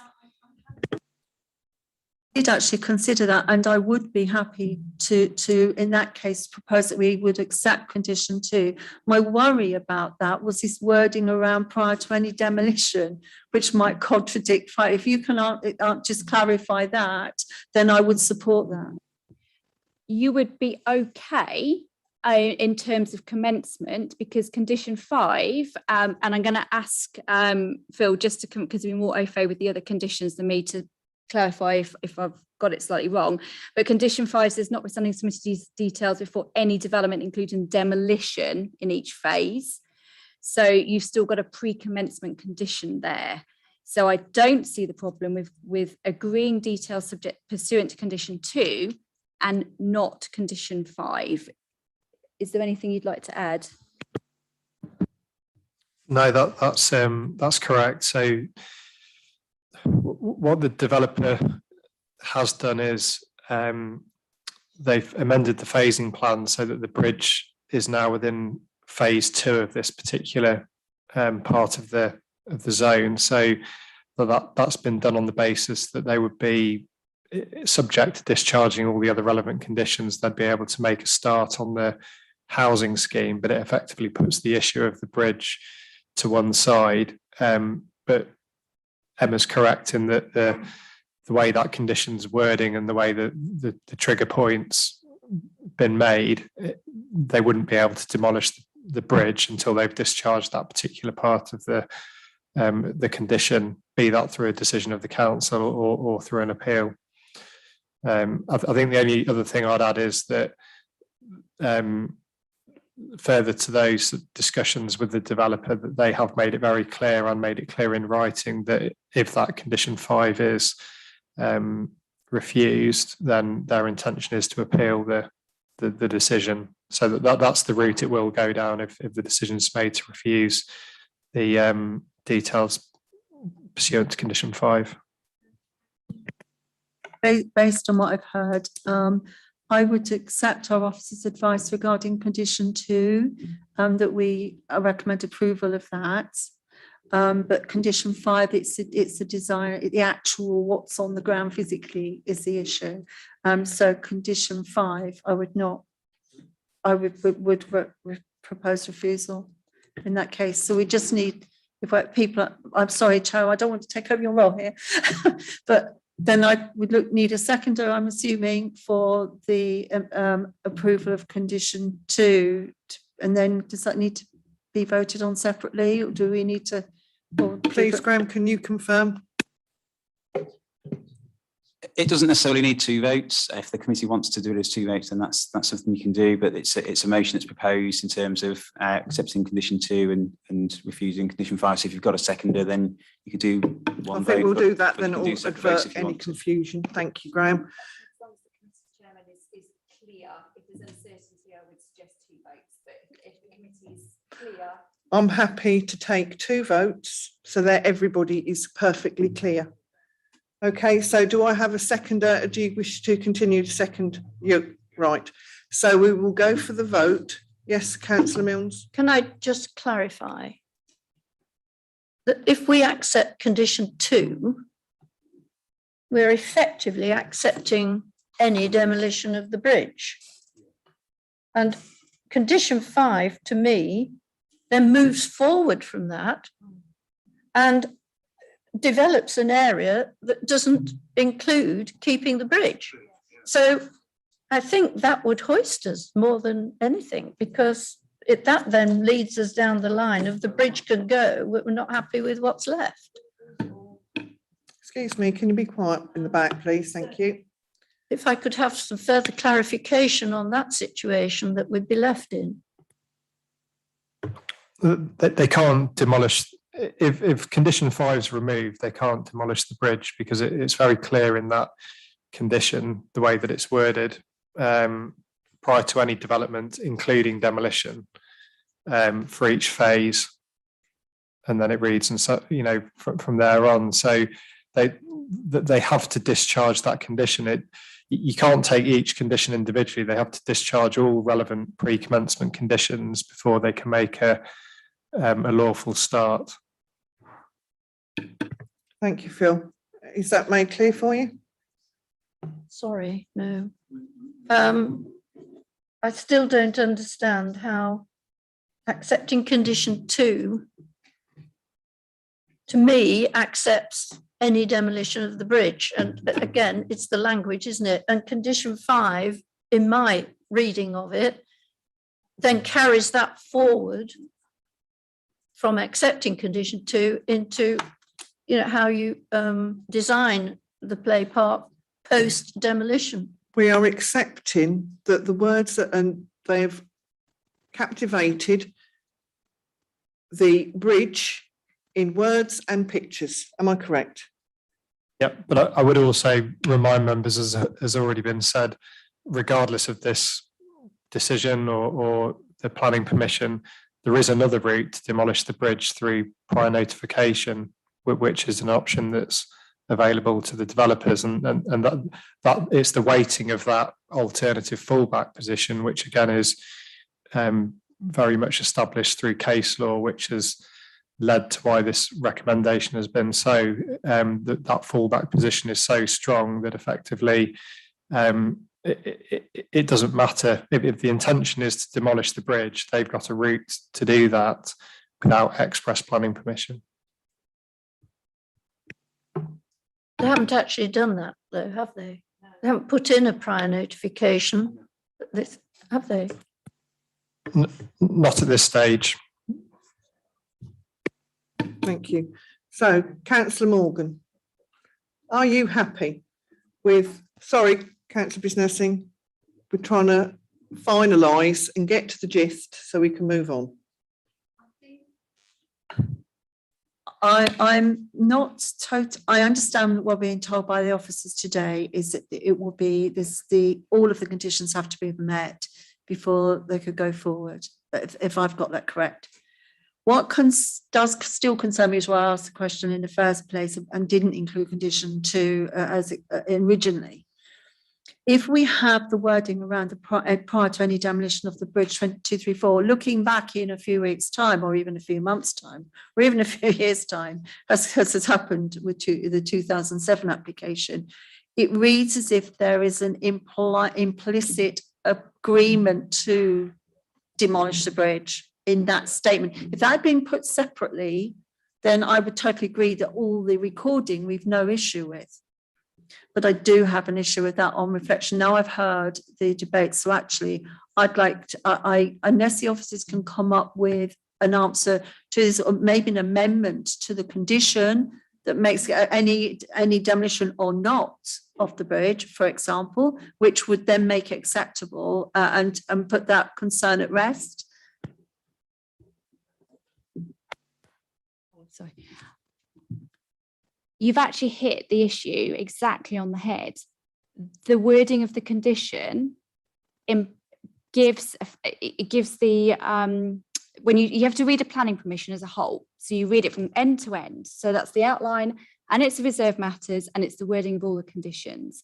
Therefore, when you have a condition in particular that talks about the demolition of the bridge, it's part of that planning permission that the bridge will be demolished. As I said previously, the developer could choose not to demolish the bridge, but that's his choice, his gift, not for us to require. What you've just said is exactly what I tried to make clear earlier. That bridge has got consent to be demolished. That condition is not about whether we agree as to the demolition or the method of demolition, just whether or not we agree the method of recording and the fact that it has been recorded that it exists, whether that is acceptable. And in terms of the prior approval, it is something you do need to consider in terms of the fallback position. They haven't put the application in, but it's just method of demolition. It doesn't even go as far as requiring the developer to record the existence of the bridge. And you couldn't, as a council, refuse the prior approval because we wanted to keep the bridge in the first place. It would just be purely around the health and safety type aspects of, is the method of demolition safe or not? It's those kind of issues we're looking at, not about whether or not this was a lovely bridge that we wanted to keep. So you've hit the nail on the head actually with the problem with the planning permission. I could come up with a whole bunch of wording that would improve that condition in terms of what the aspirations of this council would like. But unfortunately, that's not the question being asked of us today, because we don't have a Section 73 application in to vary the wording of a condition. We've got an application in to agree details pursuant to the condition. So what we're discharged within, the only task that we can as a planning committee look at is whether or not the details in front of us are satisfactory in terms of meeting the requirements of the condition, and the requirements of the condition do not require or seek to require the retention or of the bridge. I hope that's clear. I think as much as it irks me, I think that if we challenge condition 2, because it's already there, and in fact they have required it on documents.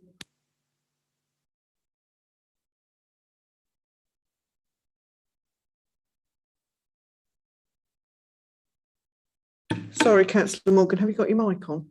Sorry, yeah. Oh, it sounded so good and I've forgotten what I said now. Right, no, condition 2, as much as it irks me, I think we'll be in a much weaker position challenging that because of any fact that's there. We can't, it would be like challenging ourselves, in effect. However, what I do think we can, and we're in a much stronger position around, is what's actually been put before us.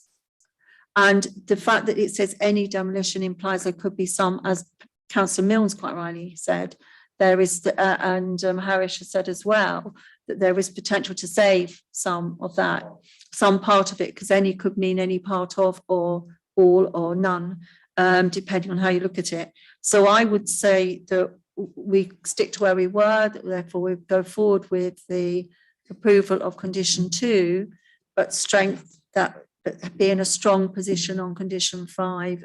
And that's around all of the policy reasons which we gave earlier.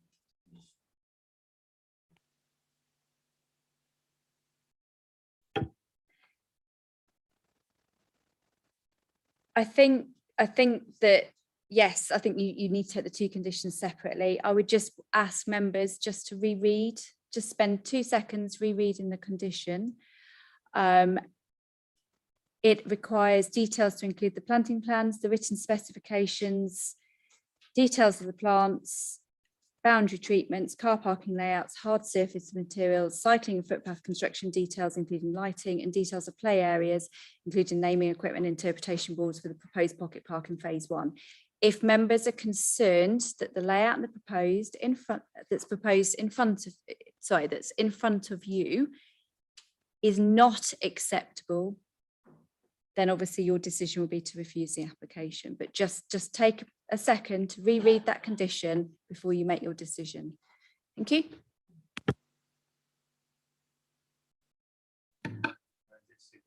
Yeah, that's fine. I'm sure we can get somebody else to second.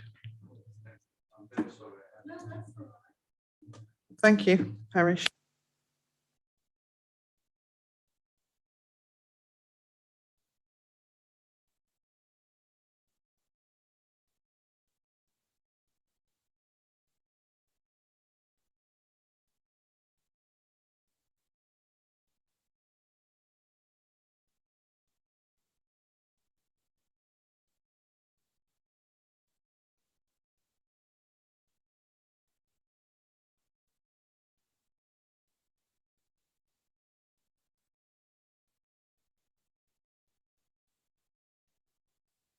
Councillor Dilks, sorry.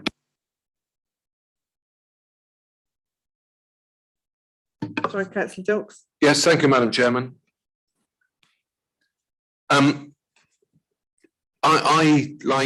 think there is a majority in this room, who wants to do something more to save as much of the bridge as we possibly can, a heritage asset. I think that's quite clear.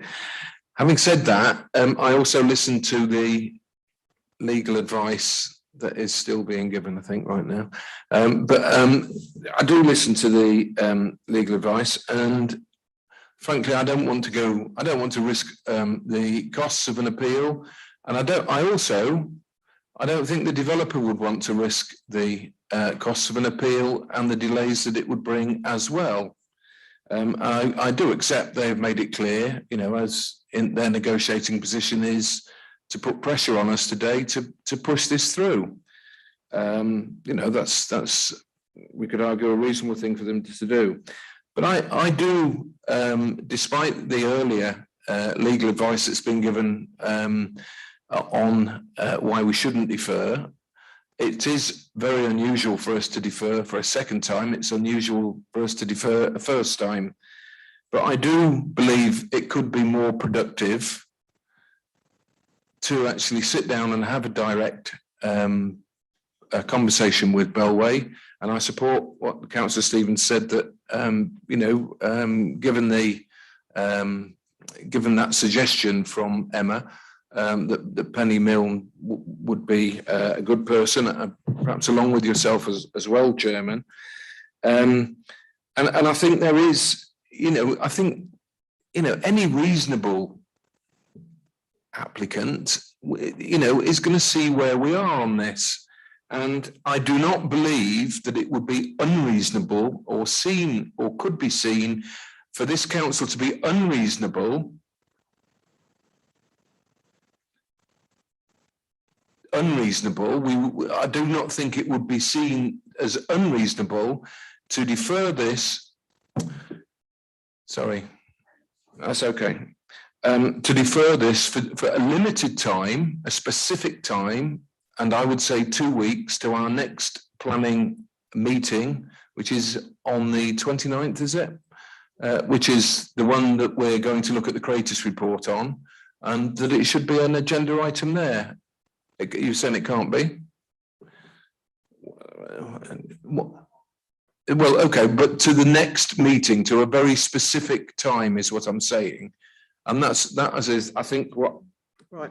Yeah, and that's, well, if we have to come back to a special meeting, Madam Chairman, I don't mind doing that, but it is about getting this right. And it says, as Councillor Stevens says, look, when these things have gone, they've gone forever. And, you know, there are regrets. And I do seriously believe that if we go down the route of today of just allowing this to happen in, you know, some period in the future, there's going to be huge regret. Oh, what a pity that we didn't actually save that, or do as much as we possibly could to save as much of it as possible. Thank you, Madam Chair. Thank you. Emma, did you want to come and? Thank you. And apologies we didn't pick this up earlier, but I have to remind you that the condition 1 on the reserved matters application is the approved plans condition. So that's your typical condition that says the development must be built in accordance with the following plans and documents. And as part of that, one of the layout plans is actually annotated to say that the bridge is to be removed. So it's already an approved plan as part of condition 1 of the reserved matters element of the planning permission. So the bridge's removal is already approved in terms of a different condition, I'm afraid. Thank you, Emma. I'm aware that we've gone over time again, so I'll propose that we go until 5:10. Do I have a seconder, please? Thank you, Councillor Dilks. Councillor Mills. So can I just clarify again what you've just said? Does that prevent us from deferring to go and talk specifically to the developers, bearing in mind the will of this committee? Doesn't prevent you from making a decision to defer it. The risk you have of deferring the application is that the developers won't engage anyway. And in the meantime, they'll put a deemed discharge letter into us, and we will have less time than we have between now and an organised committee, at which point we either have to make a decision or we are given them permission by just simply not responding to the application. A deemed discharge notice says if you do not agree, make a decision on this details within whatever date they want to give us, then it's approved. And we have to respond one way or another to approve it or not to. To not just simply not respond would be maladministration of the council. So that is the risk by deferring again. But you can make the decision to defer again. I just have to make you aware that that's the risk that you're putting the council, the planning authority under. Thank you, Councillor Selby. Just on the point of order, Madam Chairman, on the extension of the time, we haven't actually had a formal vote on that. I'd just like to ask, please, what happens with this application today if we don't agree to have an extension to this meeting, please? Graham, would you like to? Well, the meeting would normally be adjourned and we'd have to reconvene at another time. So that's a decision, obviously, for the committee to take when they're voting for the extension. Thank you. Right, it's been proposed and seconded for the extension for another half hour. Do I have everybody agreeing with that? No? Yes? Yes. Right, okay, one against. Could you put your hands up if you're for, please? 2, 3, 4, 5. So that's passed then, thank you.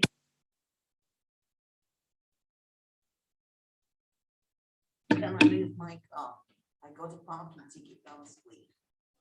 Literally, last planning meeting. If you're meeting, you won't be able to take part in the vote. Sorry, that's the rules.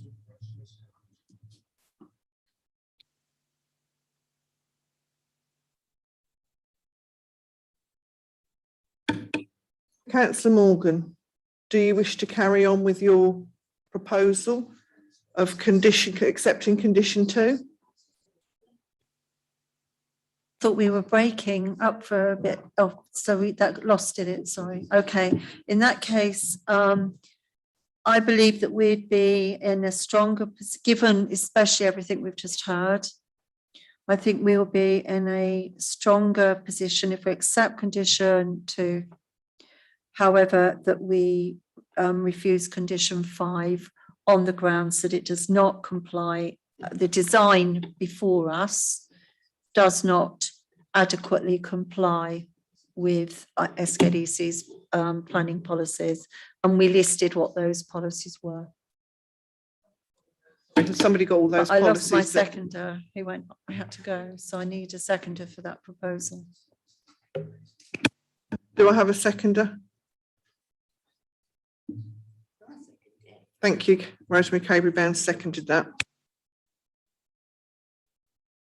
Has somebody noted all the reasons for refusal on on condition 5?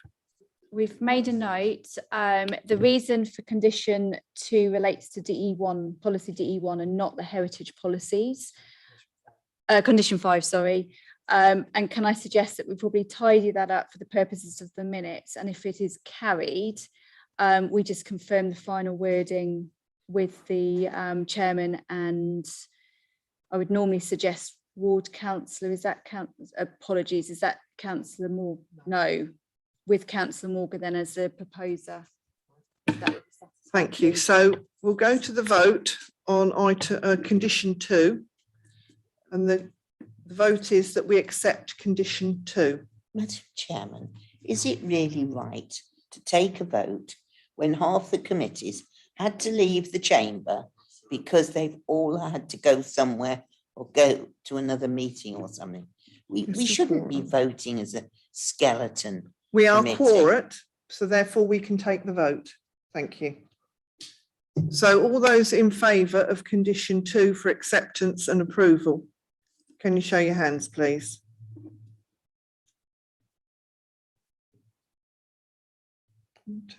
Sorry, your hand up. 1, 2, 3, 4, 5, 6, 7, 8. Are you approving as well? Yes. So that's unanimous on condition 2. On condition 5,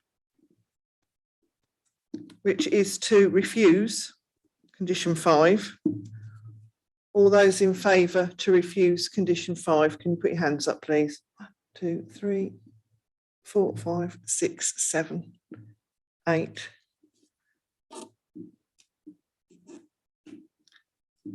And I'm against, so that's 1. Councillor Milnes. Does that then defeat a motion of deferment? Yes.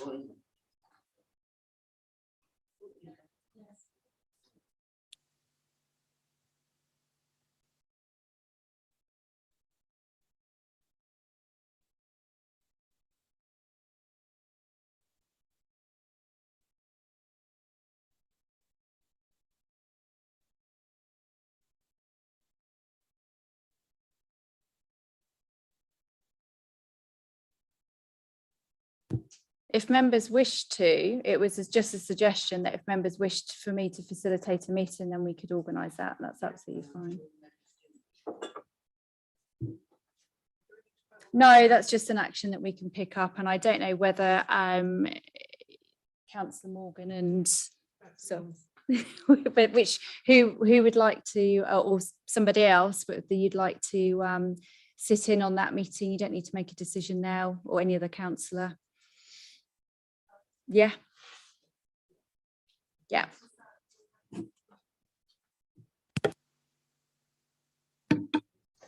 Okay, thank you very much. That is the meeting closed then at 4:45. Thank you. Well done, Madam Chair. You did well.